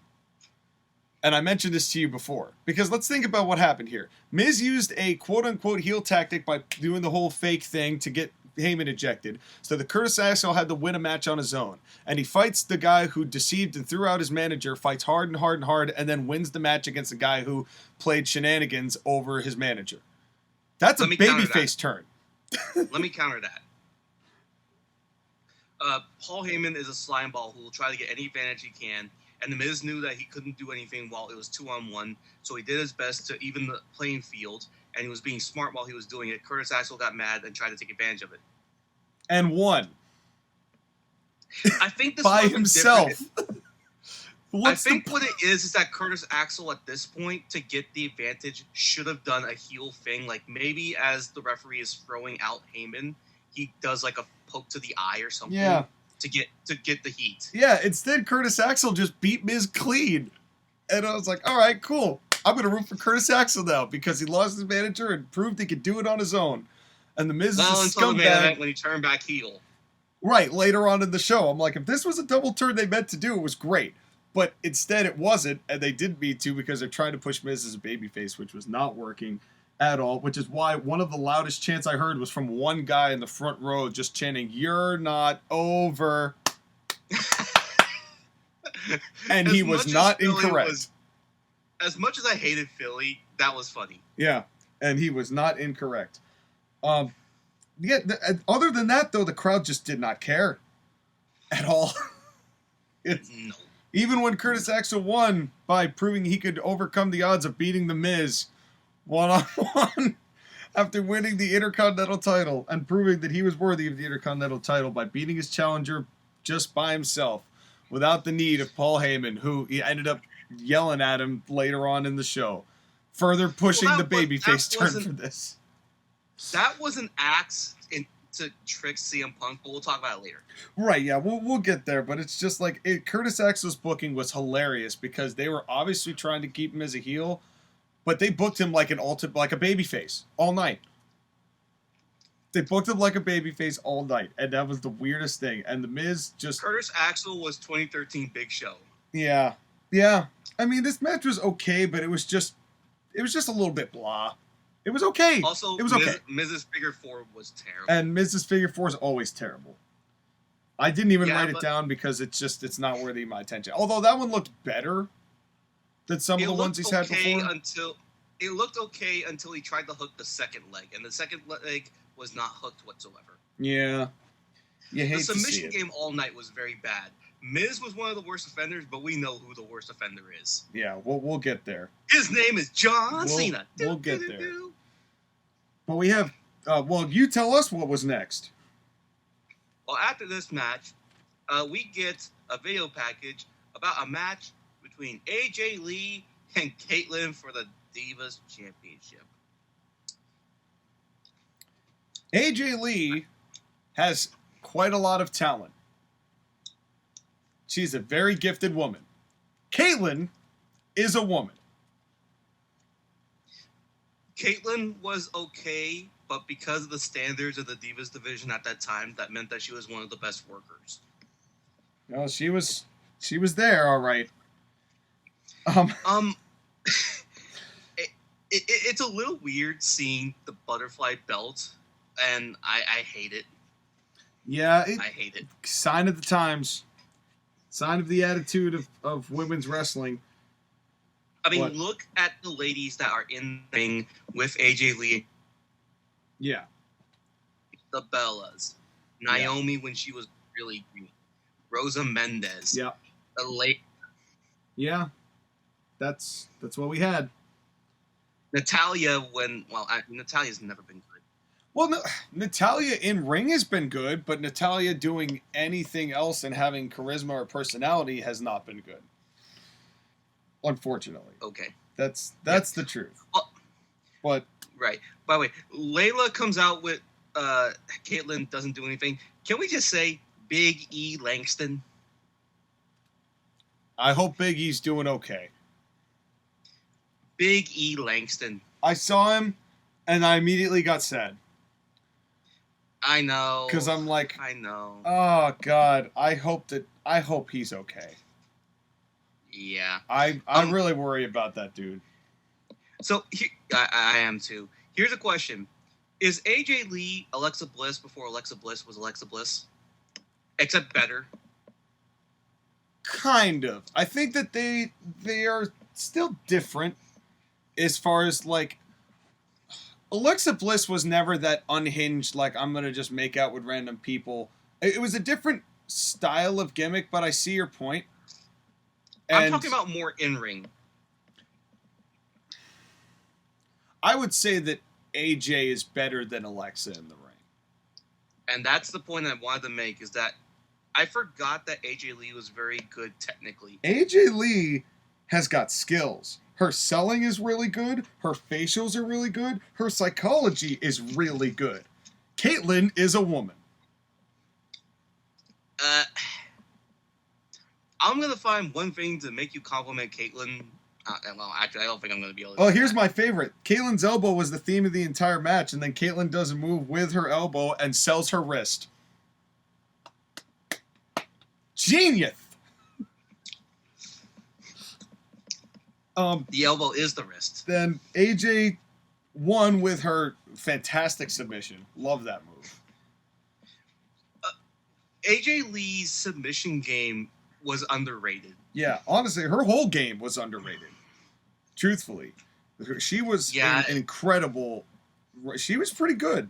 I enjoyed this. I wanted to watch more of AJ Lee after this match. It's just too bad that she's stuck in the division when it's at its lowest point. Yeah. It really is. Because, again, Kaitlyn is not that great, but because of the standards of the division at the time, she was the second best worker in that division. Oh dear. So after her, who was AJ Lee going to work with? She was not going to work with the Bellas. She wasn't going to do anything with Natalya. No, they had to bring up Paige. Yeah. And that's... Who we will talk about later. Yes. But in any case, then we move... the only thing I really had an issue with, other than that... I mean, the match was fine. It was fine. But AJ Lee was really a standout, and Kaitlyn is a woman. And the only thing I wished we would have seen was a little bit more healing at the end of this match by AJ Lee. Well, we get plenty more of that later. Yeah, but not the way you want it. No. But they gotta do this weird thing where they have a booth set up in the rafters with Big Show, Kofi Kingston, Josh Matthews, and Vicky Guerrero. I'll tell you what, if I'm not watching a panel from 2022, I'm not watching a panel from 2013. And I fast forwarded. I'm like, no, I'm not doing that. This felt like a time waster. And speaking of time wasters, we have Chris Jericho versus Ryback. And what I wrote down was a somewhat palatable Y2J. Wait. So I love that jacket, the light-up jacket. That was the best part of the match. It was the best part of the match. That jacket was the best part of the match. Ryback sucks. Ryback is terrible, and Jericho was not at the time of needing the list, but this was not peak Jericho either. Jericho could only do so much with Ryback. Jericho was being ribbed the entirety of 2013, having to work with Fandango and Ryback. Yeah. And make a great entrance to return back at the Royal Rumble after a couple years of going away. Do DDP yoga, get in great, fantastic shape, wrestle against these guys. Yeah. That was the whole idea. And what I said is I'm not writing down much because there's nothing to write about. This match... Goldberg. Yeah. Goldberg. That was about it. Jericho wasn't really making Ryback look any better. Ryback had a headlock and Jericho basically tapped out. But they didn't count it because... Yeah. Yeah, he tapped out. And this he tapped out because he couldn't wrestle him anymore because he didn't want to. Yeah. And what I wrote down next was Philly is really giving selective shits. They somewhat care, but only for small pieces. Jericho was semi-over. Ryback was as dead as bread. Yeah, which is why they had him feud with John Cena next. No, I'm kidding. Yeah, and then a roll-up. He got fed this, and then a roll-up. Now, here's the thing that's really interesting to me. We get an ad for the Performance Center with Triple H, who is going to become part of the Authority at the next show. Right. Doing basically a babyface promo. And they show a bunch of the Performance Center stuff. We get Stephanie McMahon, also a babyface before she became part of the Authority. Right. They show the Performance Center. It looks all good and stuff. And then my favorite part of this thing, and kind of juxtaposition, they do the whole speech thing. They ring the bell from Madison Square Garden, and then they show a bunch of the Performance Center students that would eventually become part of NXT. And I shit you not. Among the students in the front, there's Emma, yep, standing next to Alexa Bliss, mm-hmm, standing next to Paige, mm-hmm, standing next to Eva Marie. The future of wrestling. All captured in that one set of four. One of these things is not like the other. Yeah, Paige is pale as hell. That's not a knock. Trust me, that is not a knock. But that would be the thing that is not like the I like her hair. No, it's the fact that that 3 of the 4 are actually good wrestlers, and well, even Rhea is even Rhea. One of them is famous on television, but not for the reason you think. Click here to find out what happened. BuzzFeed article. Anyway. We're just taking shits all over the place. Do you have anything to add to the Y2J Ryback match? It sucked, and nobody cared. No, I'm breezing through that because I didn't care. There was nothing of interest. But then business picked up significantly. Yep, the show finally, after taking a nap after the Money in the Bank match, started to become interesting. Yes. Well, we get Dolph Ziggler versus Alberto Del Rio for the World Heavyweight Championship. I'll tell you this. If the finish had been better, this would have been the match of the night. This was the match of the night up until the finish. Yeah. Because the rest of this was fun. The rest of this was really fun. Yep. Dolph Ziggler is really orange. He was giving me Hulk Hogan vibes. Getting on that tanning vibe. I mean, Ziggler's in the world title match. You got to be tan for a world title match. Yep. Ziggler had the best cash-in, but this is one, Sky, that I'd like you to explain kind of what happened with this Ziggler run, because I think that contextually that matters a lot in why this match was what it was and the result we got as a result. Okay, so at the previous Money in the Bank, Dolph Ziggler had actually won the briefcase, and he waited until the night after WrestleMania. Jack Swagger wrestled against Alberto Del Rio in a rematch, lost, did an ankle lock to Alberto Del Rio, who was in the middle of a face run, and basically broke his ankle.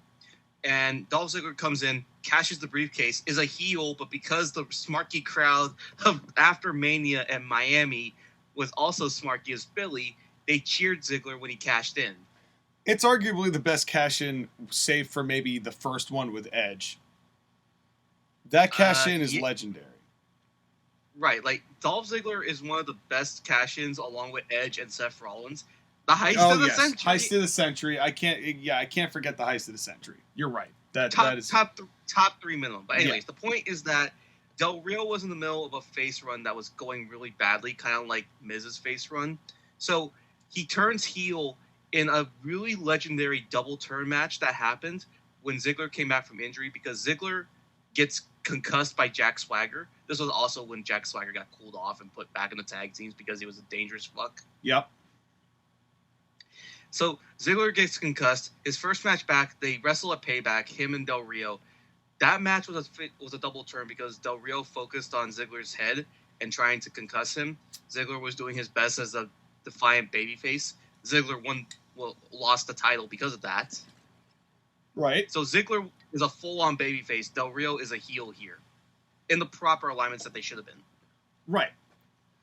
So that is the interesting part of this, and unfortunately, it would be concussions that would end up having WWE never to have the faith in Ziggler ever again.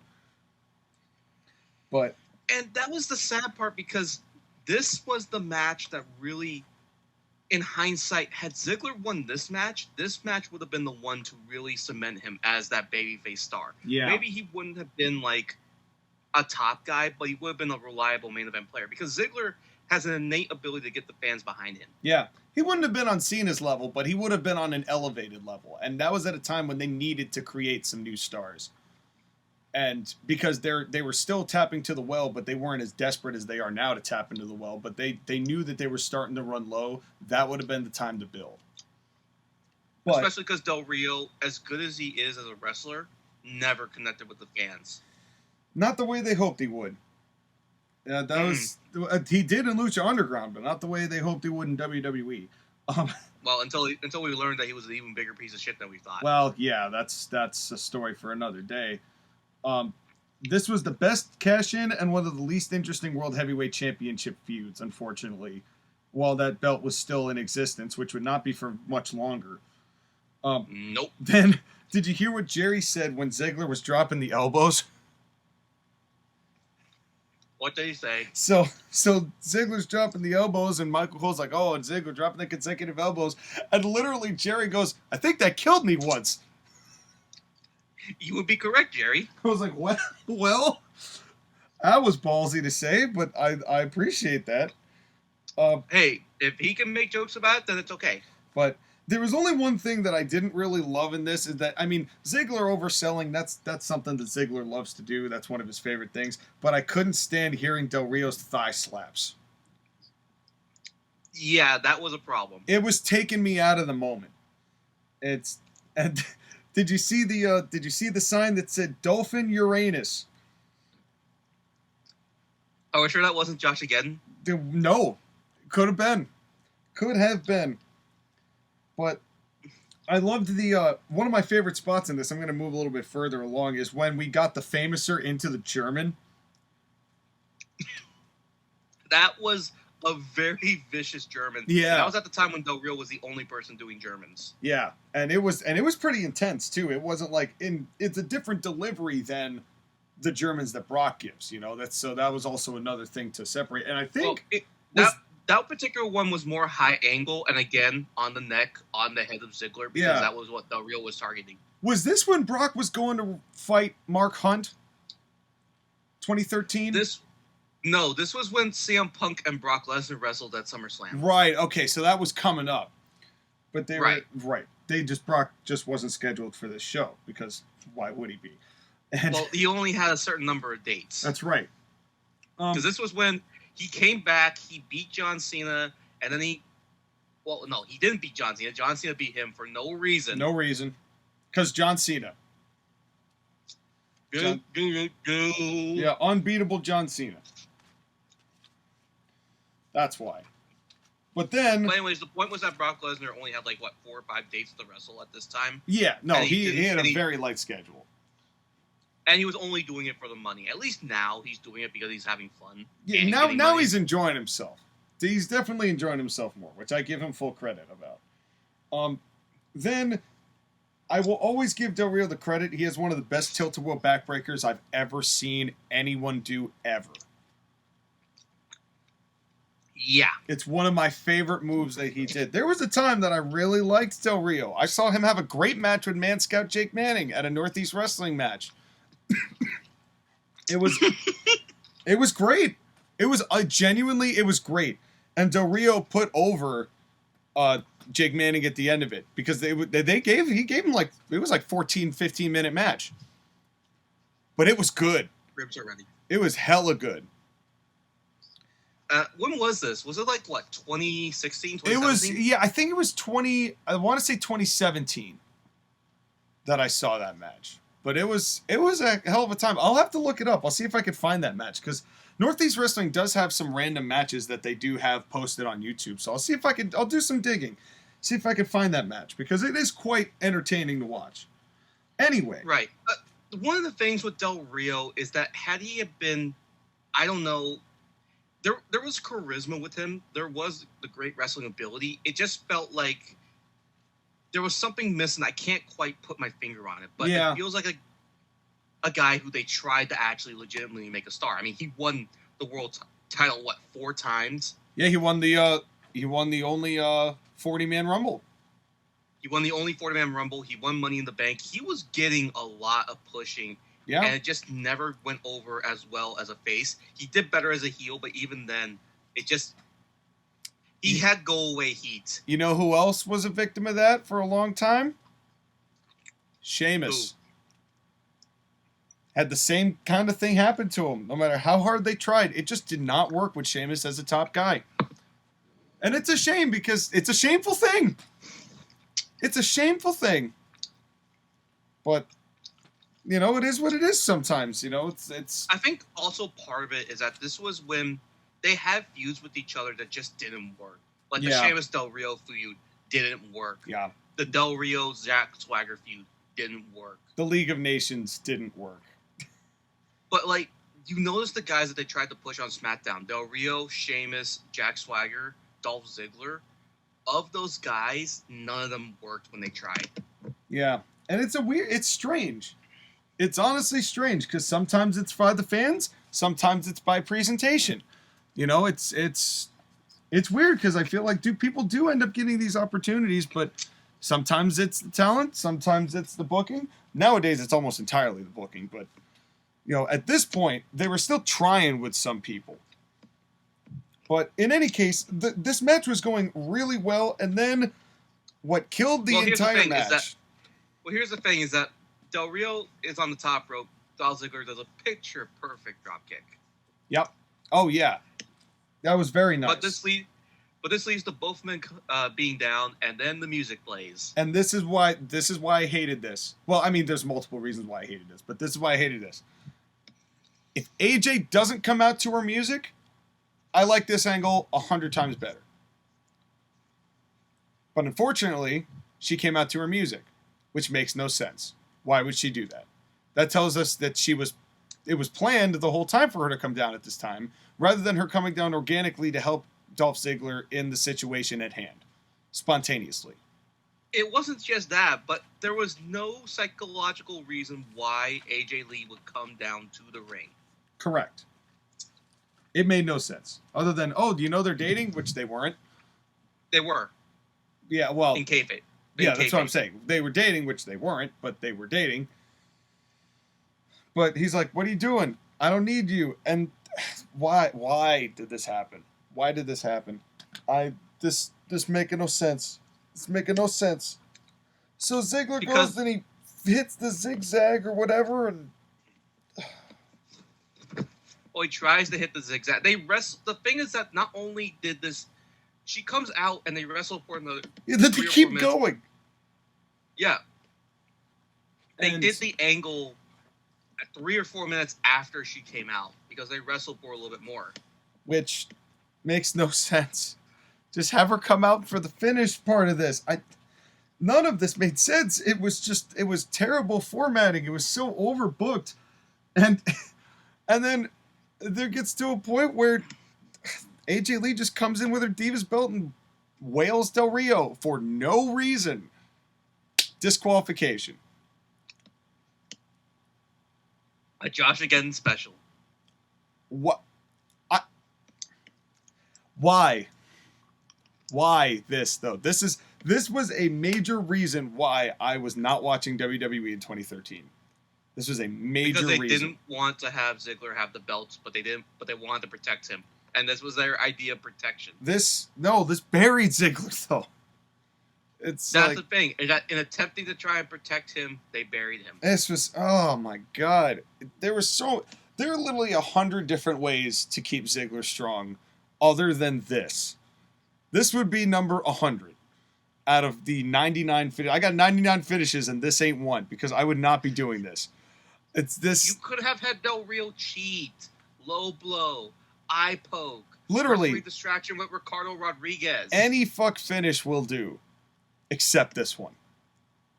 Let me have my girl to get me disqualified because reasons.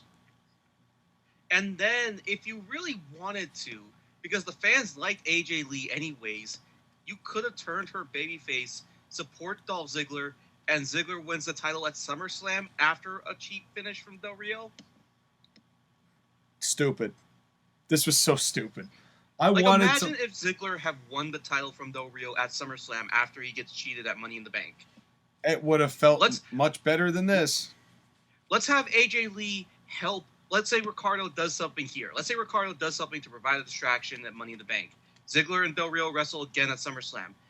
Ricardo tries to distract again. AJ Lee comes in, attacks Ricardo. Dolph Ziggler is clear. He gets the opportunity. He hits something. Bam's your uncle. Yeah. Bangs your uncle and wins the belt. And this is... But instead... And then to make it all better, we get military. Well... I mean, salute to the troops, but this match was great, and then the finish completely killed it. Yep. I wanted to like that match so bad. I wanted to, and then the ending of that just left the bitterest of tastes in my mouth. Especially because you knew that besides one event with Survivor Series in I want to say 2015 or 2016. I don't remember. When Sting shows up. Yep. And helps Dolph Ziggler beat the Authority. Yep. He was never important again. Any reaction. Yep. He was never important again after that. And now, speaking of things that would not only be important, but also forced down the throats of the masses at this time, we get our next match. Okay, this next match is the WWE Championship defense of John Cena versus Mark Henry. For context, this was a couple of weeks after the Mark Henry retirement promo. Right. Now, the Hall of Pain had already come and gone at this point. Yep. Correct? Yeah. So this was the I have a lot left in the tank Mark Henry. Right. And then they mentioned this, and I did not realize this. I did not know this. Michael Cole mentions that Mark Henry is 50 here. And I was like, no. What? No. But he apparently he is. And boy, does he not look it. Sean? Yes, sir. Black don't crack. Yeah, apparently. Mark Henry. And also, you are incorrect. Michael Cole's incorrect. What? Yeah, how old was he? He can't be 50 there. He's 51 right now. Then what are you saying, Cole? At this time, he's only 42. Oh my God. Cole, that's brutal. That's JR levels of bad. Come on. That's vintage Michael Cole. Then... Oh, that's brilliant. I don't know what it is about WWE format specifically that sours me on in-ring intros, because I did not care about it. Maybe because they only do it selectively for titles rather than doing it for every single match. Maybe because it's not a full format thing. I don't know what it is about WWE's in-ring intros for titles that I don't like, but I do not like it. I think what it is that, at least with this show, when they did the intros for the other people, it was on the way to the ring. It wasn't in the middle of the ring. Right. But it feels like with the nature of what WWE is and how far gone it is being more of an entertainment show than a sports show, it feels out of place. Like, the ring intro thing for champions should be for, like, big sporting events. Boxing, MMA, wrestling in the amateur level. It doesn't make sense in entertainment land with WWE. It feels so out of place. You have a point. Given what WWE has done over the years as sports entertainment, leprechauns, demons, undead wizards, hand people babies being set on fire, people being in baby costumes, autistic people named Eugene. Well, but they're not. They're just playing a autistic human person. People having shit dropped on them, literally, milk trucks, all that stuff. Repeatedly. That's happened multiple times. That happened literally to Dolph Ziggler as a giant metaphor for what his career would turn into. Mm-hmm. Yep. By John Cena. Yeah. What a surprise. But anyway, they do. John Cena goes for a collar and elbow, but Mark Henry knees him in the gut. I have no problem with that. That's a half of one. I will count that half of a collar and elbow. We did not get one in either AJ Lee and Kaitlyn or Jericho and Ryback. No, we did. We did get it for Jericho and Ryback. Did we? Yeah, they did. Well, good for them. That was probably the only thing that was good in the whole match. Yeah. At this point, my eyes were glazing over by the time we got to Jericho and Ryback, so forgive me if my count was off. So what's our count right now? Our count in the middle of our street is we were 2 for 2 when we started the Miz and Curtis Axel. We did not get one for Kaitlyn and AJ Lee, so that would be 2 for 3. We had 3 for 4 with Jericho and Ryback. We had 3 for 5 when we got to Del Rio and Ziggler. And didn't they go for it? No. I thought they did. I did not write it down. I did look. I do not believe that they did. I'll double check. In the meantime, do what you need to do about this match and talk about how shitty it is. I don't believe that they did. But I don't. Well, here's the thing. I didn't hate this match. I thought this match was one of the best matches on the show, but it got killed by its finish.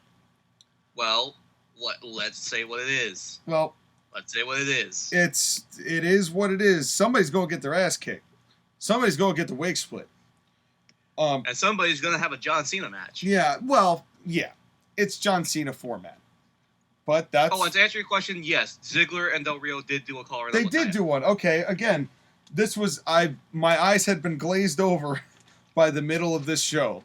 So forgive me if my senses had failed me. So that means that we were 4 for 5, which is not bad. So that makes us 4.5 for 6 if you include this match. Well, the Money in the Bank. So, I'm not counting Money in the Bank. I'm saying like the ones of consequence. Because that would make it 4.5 out of 8 total. But right. But I mean, Money in the Bank is not going to start with. Obviously there's going to be no collar and elbow tie-ups in that. So I'm just kind of taking those right off the top. So for the matches that could have collar and elbow tie-ups, 4.5 out of 6 of them did. That's not bad. So credit to the show. The whole thing is that. Sorry, continue. No, I just said credit to the show for at least supplying us a decent amount of collar and elbow tie-ups. Better than today.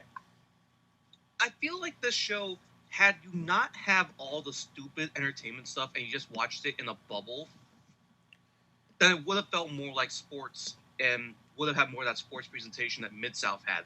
But because we know the history of WWE and all the dumb entertainment stuff that they do, you can't like it. And also where the careers led. I love that Mark Henry got a babyface pop as a heel. Even though 2012 to 2013, Mark Henry is peak Mark Henry. No doubt about it. Because people were tired of John Cena and they wanted to see Mark Henry win. It would have been something if Mark Henry had won the title on this night. I think that would have made things far more interesting for an all babyface Money in the Bank for that belt. Just saying. You're not wrong. But, because then all of a sudden all these babyfaces are coming after Mark Henry. He proved he does have it still. Now that he's not done, he's got a lot left in the tank instead of him also getting fed to John Cena. If they had Mark Henry beat Cena, all of a sudden Mark Henry becomes important. Like, seriously important. But they weren't going to have John Cena lose this early after he beat The Rock at Mania 29. I know, but still. I mean, in the end, who John Cena lost the WWE Championship to at SummerSlam was better anyways. Fair.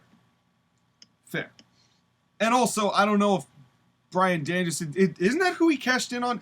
That's who he cashed in on, though, wasn't it? Well, we'll get to that when we get to the main event and explain the main event. No, I mean Daniel Bryan, when he cashed it in. No, here's what happened is that... Okay, let me go ahead and give the juxtaposition. So, John Cena... Well, okay, let's talk about this match first, okay? No, well, I'm going back in history. 2012. 2012, prior to this show. When Daniel Bryan won the World Heavyweight Championship, because he had already done that.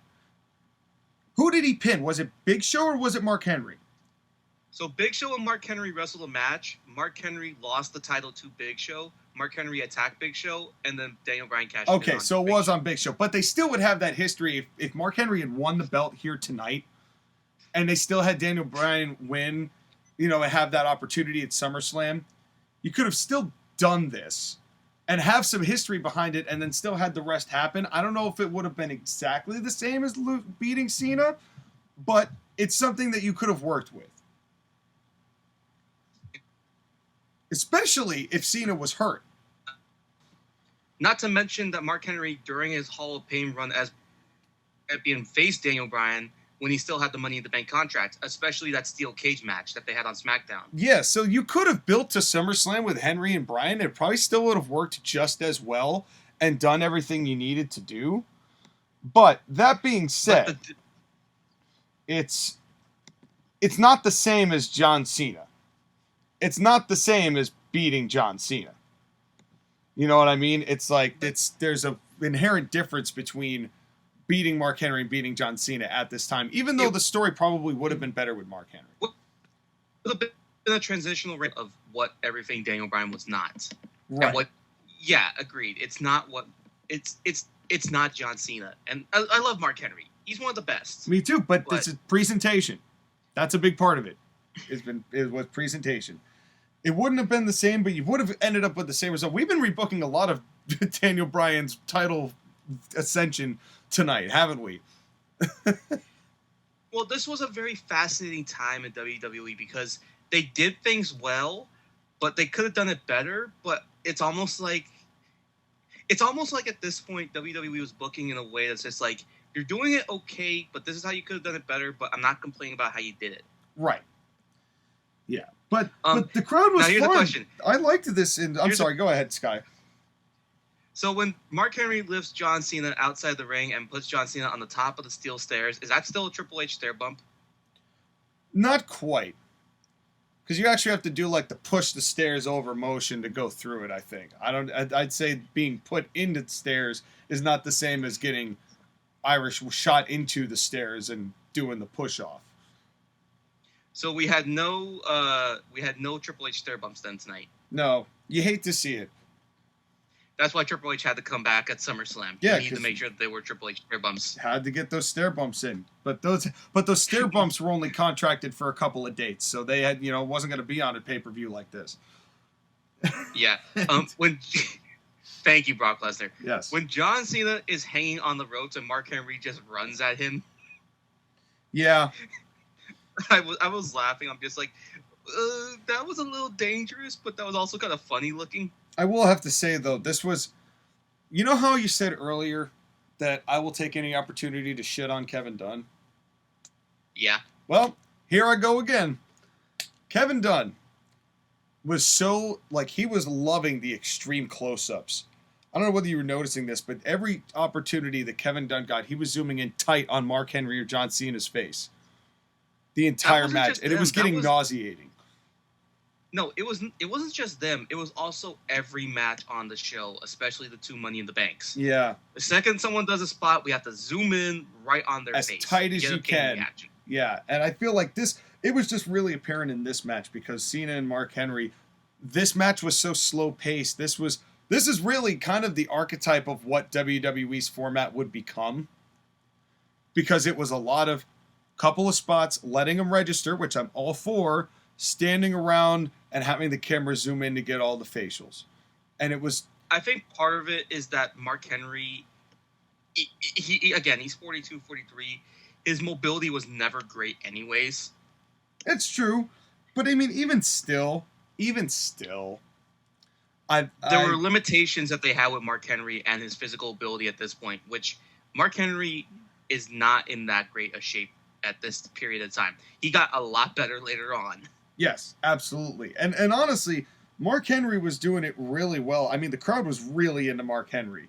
Divided on John, as always, but they were really into Mark Henry here, which was really nice. Like that big thud clothesline after Cena did the flurry.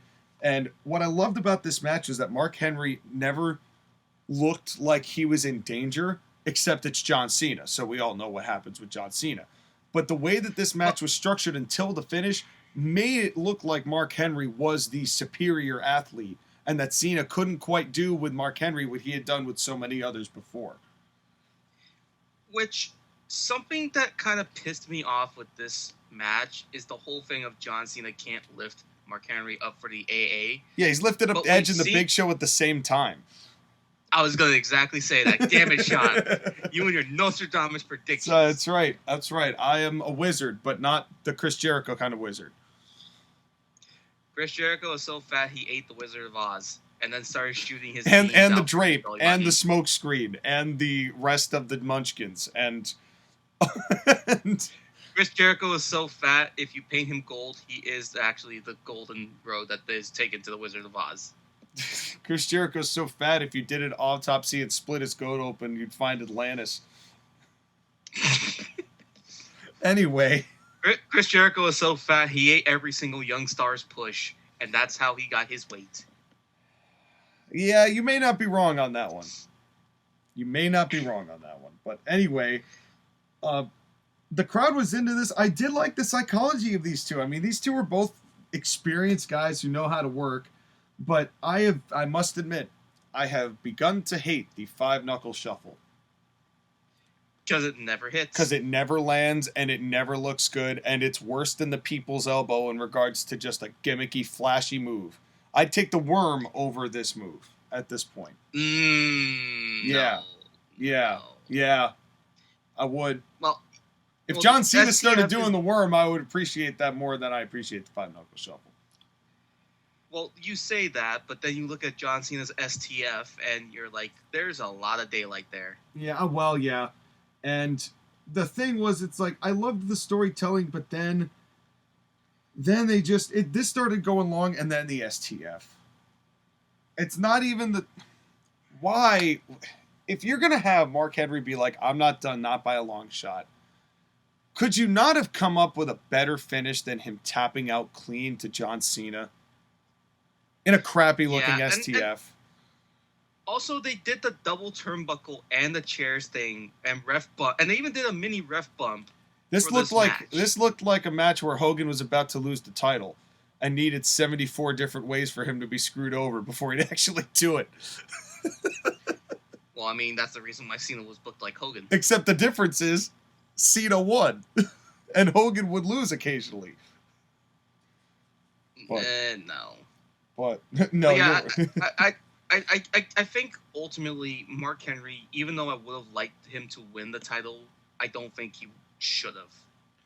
Not what was going to happen later. No, yeah, it's the weird thing. I mean, I still think that you could have made it work, but then what do you do with him after Daniel Bryan wins and then the title moves to Orton, and you know, how do you go from there? You know, what do you do with Henry after that? And I don't know if there was any real plans for Henry after that. There wasn't. Like, this was... It's sad that the retirement promo was the high point for Mark Henry, second half of his career, because after that and after this match, Mark Henry got nothing. Yeah. And that was, you know, but it was still a good match. I mean, all in all, this was a good match. It just had a crappy finish. I just wish that they did not have him just tap clean. You know, any other finish than this. But the rest of this match I thought was solid. It was WWE milking, but it was solid for WWE milking. Yep. Now, they go back to the panel. We fast forward that. Then they do a quick video package highlighting the debuting Wyatt family and them assaulting Kane. When Bray Wyatt was interesting. Rest in peace, Luke Harper. Yeah. I actually know the guy who wrote the story for Bray Wyatt and John Cena. He actually went to college with me. It's that's just a fun fact. But he's the one who actually wrote the whole thing, except for Cena winning. But that was Vince's decision, obviously. Right. But then here's the thing. They do this video package talking about Bray Wyatt and his family, and then when they go back to Philly, very clearly you can hear one asshole yell out, Husky Harris. You gotta make sure everybody knows. Smarks. Fuck you. You gotta love the Smarks. Then we get the person that they've been waiting the entire night for. Robert Van Daminal. Jean-Claude Rob Van Dam. Yes. And it is the main event of the evening, the Money in the Bank ladder match for the WWE Championship. Randy Orton, Christian, CM Punk, Daniel Bryan, Sheamus, and Rob Van Gene Clan Dandy. Yes. All that. This was Rob Van Dam's first match in WWE since 2006. Yeah. He had an entire TNA run, and then people were asking, man, where were you? Because nobody knew he was there. Nobody knew he was there. He had one surprise appearance at the 2009 Royal Rumble and didn't do anything else. Yep. But boy, did he get a hero's welcome. I mean, it was a king's welcome back to the home. Justin Roberts, Glitchbot and all, smiling. We didn't talk about the ring announcers. Yeah. I mean, Glitchbot is Glitchbot. I like Lillian Garcia. I don't have any issues with Lillian Garcia. Yeah, but Glitchbot was Glitchbot. But Glitchbot was Glitchbot. That has not changed. By the way, when Rob Van Dam comes back and after Justin Roberts introduces him, they hug each other just like Tony Khan. Well, what a surprise. Justin Roberts is... Maybe Tony Khan is the one who's been operating Justin Roberts this whole time. And he's been secretly infiltrating WWE since the early 2008s to 2016s. Maybe Tony Khan should have just been a ring announcer instead of actually an owner of a company. Oh, God, could you imagine him ring announcing? The following contest was a contest that has been made by the Authority, which we have made sure that it's been really great, honestly. It's the great part about being able to do matches here is to have one guy in one corner and the other guy in the other corner, and me getting to introduce them. You know, I've been able to introduce a lot of people. Sean, you have to go faster. You have to go faster. You're right, but you get the point. Yeah. Anyways. You have to sound like you're having a seizure while you're ring announcing. I do really hope that we get CM Punk and Bryan Danielson in AEW after seeing this tease between the two of them here. Yep. Again, this is the babyface match, and everyone got cheered except Sheamus because Sheamus was overpushed as shameful Irish John Cena. Yep. I really forgot that CM Punk had button chops at this point. Yeah, we were talking about this before the show. You could kind of see the burnout in CM Punk here, even at this stage. I think. There was a point where the bumps were not fun anymore. And I felt like this match, the bumps were not fun for these guys. No. Yeah, and it really wasn't. And this is... My biggest issue with this was the baby ladder. Why even have it? If it's not going to achieve the end goal of going up and grabbing the ladder, why would you even have it on hand? My thing is that it's kind of like comedy, but I mean, he used it, whatever. There's no reason for it to be there. Give me a kayfabe logical reason why a little baby ladder would be there when that's not the objective, and you have literally 100 other ones that you could use that do achieve the objective all around you. Why go for a baby ladder just for a spot? Because then it's obviously a coordinated spot. Okay, let me try and reason it with you, okay? Good luck. The baby ladder is actually a step ladder that they were using to set up the ring, and someone forgot it and left it underneath the ring. So when Christian was searching for it, he found it and like, okay, I'm not going to use this to win the match, but I'm just going to use this to hit people. I wish they had explained that. I wish they had explained why it was there. Explain. I'm just saying. Now hold on. We are skipping the beginning of this match. The beginning of this match is that everybody's in the ring, and then we all know that Rob Van Dam is here. Like, we're gonna kick your ass. Yeah. So everybody gangs up on Van Dam, and then everybody starts fighting. They spill out, and we get a couple teases. Well, no. Basically, everybody just turned heel. Yeah. Pretty much. I get it. And then they beat up Sheamus because Sheamus is the next big guy. And then Randy Orton and Christian screw off so that we can get a couple of minutes of Daniel Bryan and CM Punk in the middle of the ring. Which was nice. Even though Daniel Bryan didn't quite land his backflip from the top rope. True. But that's okay. Everybody makes mistakes once in a while. I have more fun critiquing everybody else rather than I do Daniel Bryan. Yeah. There was a lot of knife-edge chops on this show, but CM Punk's was clearly the best. Oh, for sure. And one thing I will give the credit to this match, because of course it's the second Money in the Bank match on the night, so if you're not burned out from the first, you'll eventually get burned out from the second.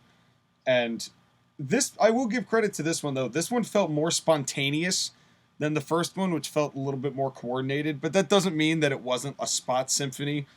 But it did feel a little bit more like all of these things were happening concurrently. You know, like there's a logical reason why you'd come out over here and you come over here. You know, it felt more like you're just using what's available to you at the time as opposed to, okay, let's go over here and do this spot. There was a lot more of, with these guys in particular, their experience. So they've done this match before. They kind of know what they're doing. But I also like that they didn't start with the ladders like the first match did. They did a little bit of chain wrestling. Yes. To, get to warm us up to the ladders. And then we get the chant that we get in every single show that we have ever heard, ever, from WWE in the past 25 years. We want tables. We want tables. The most over thing in wrestling ever is a table. And then Michael Cole says, listen to him, they say, we want cables. JR. You fucking moron. Yep. The Christian using the baby ladder was just, again, I explained it. We don't need to go through it again. There was a lot of spots where like each guy got a chance to individually shine, and they got their chance. RVD was the first one to shine. Sheamus was the second one. Did you notice that Sheamus, when he set up the ladder in between the bridge and was about to powerbomb Daniel Bryan, Bryan gets out of the way, and then hits Sheamus with the running knee. Yes, I did. Is that where he took that really nasty spill? Because Sheamus had a really nasty spill in this match.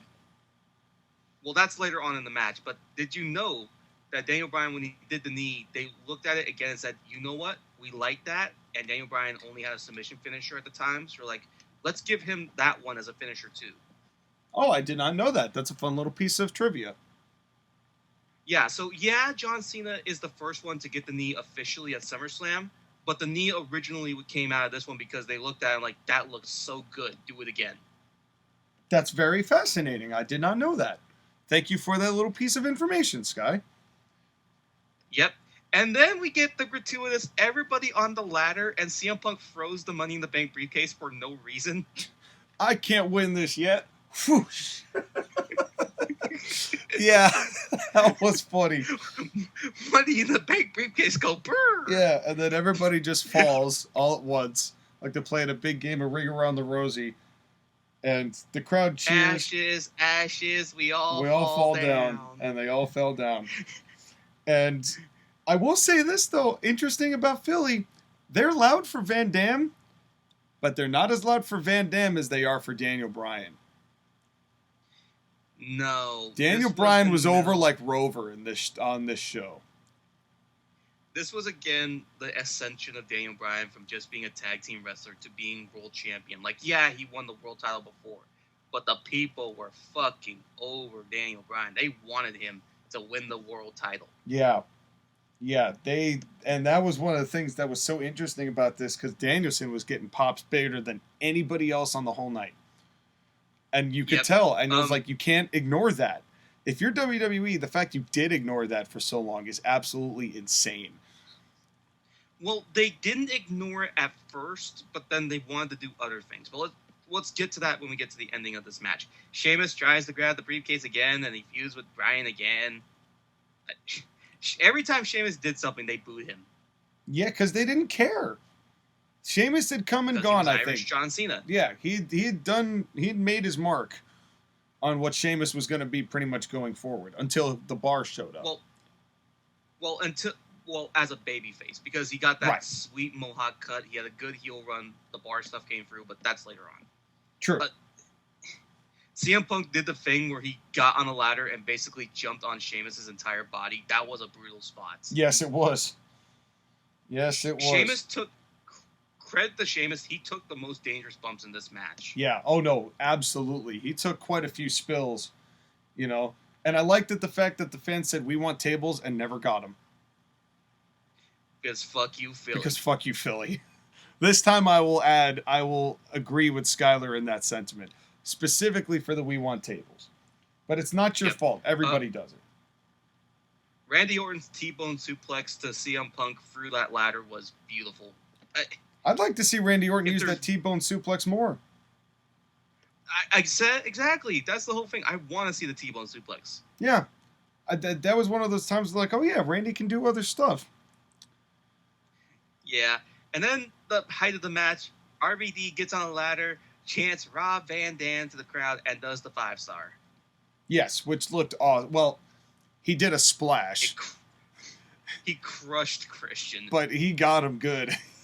Yeah, but it looked great. That was the spot that took Christian out of the match. Yeah, but it was absolutely great, and at least it didn't destroy his larynx like it did with Triple H at Survivor Series 2002.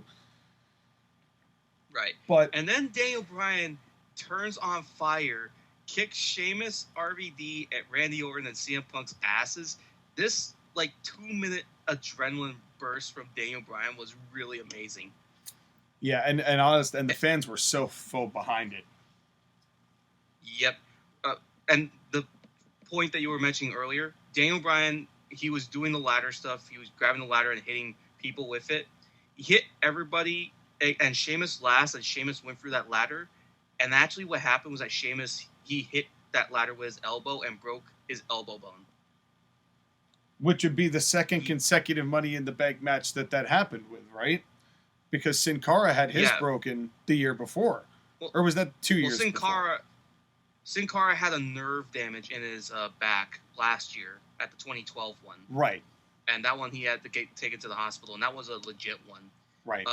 Sheamus, he wrestled one more match, which was the Monday Night Raw afterwards, and then he was gone until the night after WrestleMania. He was gone for basically like a year. Yeah, that was when he got his new entrance music and did the whole Mohawk thing. Yep. And then Curtis Axel comes and we get a heel turn because Curtis Axel was a babyface and now he's got to turn heel because the Big Show is too busy being a part of a panel. Yeah. Yeah. Because it was like, oh, all right, so they screwed the pooch with a double turn that they didn't mean to do. Cool. And then Axel gets foiled and Heyman just starts cutting a promo on him. Because CM Punk decided to be, fuck you. Yep, and then... Punk tries to climb the ladder. Paul Heyman's cheering him on. And then takes the ladder and thwaps Punk with it. In a classic Heyman betrayal.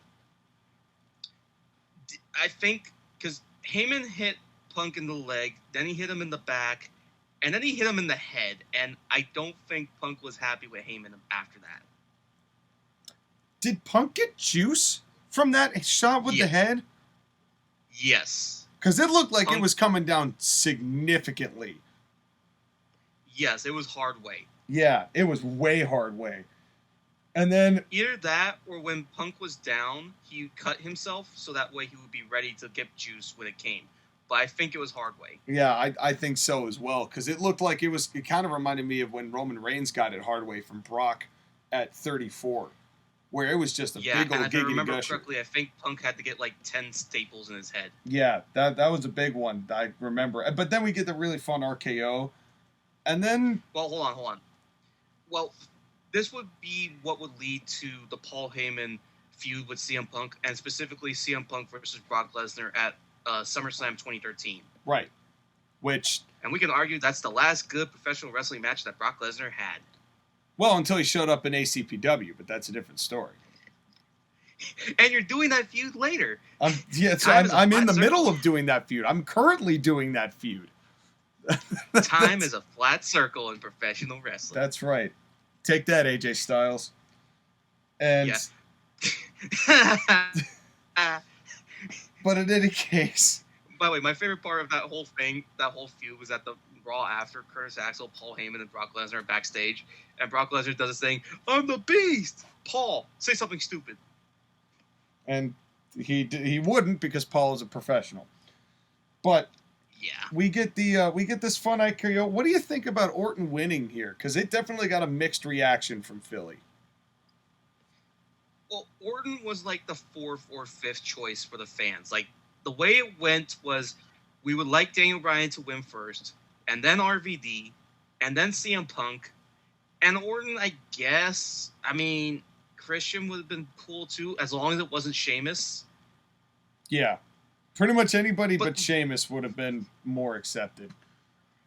But that's the thing, is that Randy Orton has been that guy who wins the match that the fans don't necessarily want him to win, but they're okay with it because he's not the guy that they didn't want to win. Well, the IWC hated it because everyone hated Randy Orton because he was bland and boring and But it's like that Royal Rumble, I think it was 2016 or 2017, where Roman Reigns was almost about to win and Bray Wyatt and Randy Orton screwed him out of it. Yep.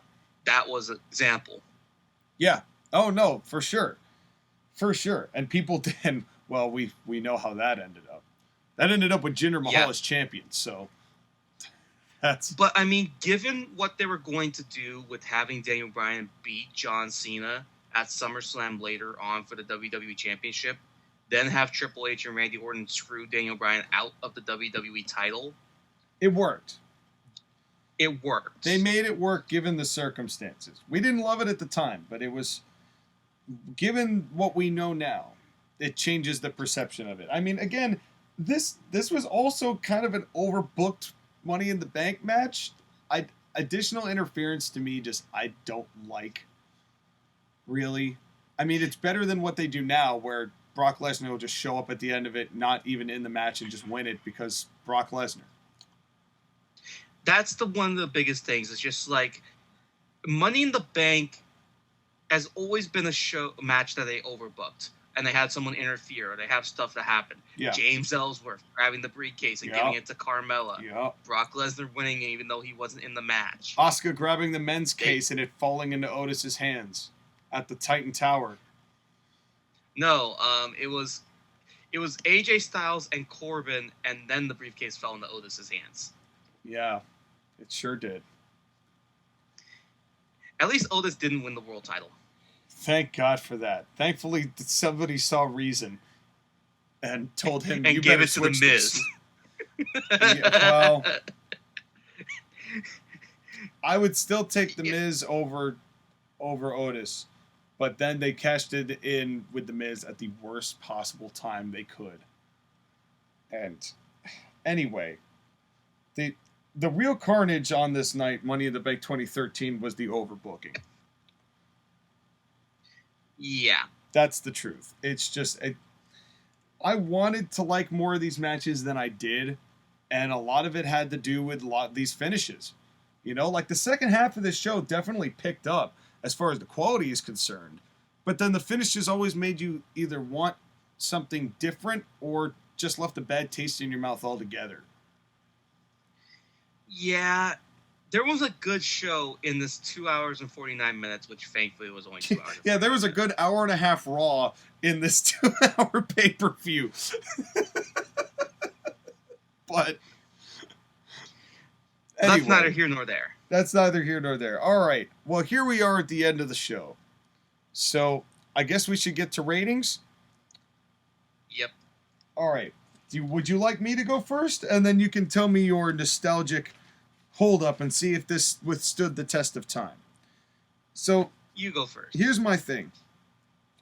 This is what WWE in 2013 was in a nutshell. There were some highlights, but most of it was boring.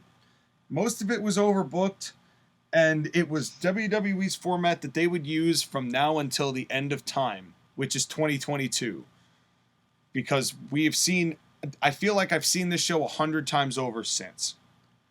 But only the quality has deteriorated from this point. So there were some good things to this match, but this was like overbooking city.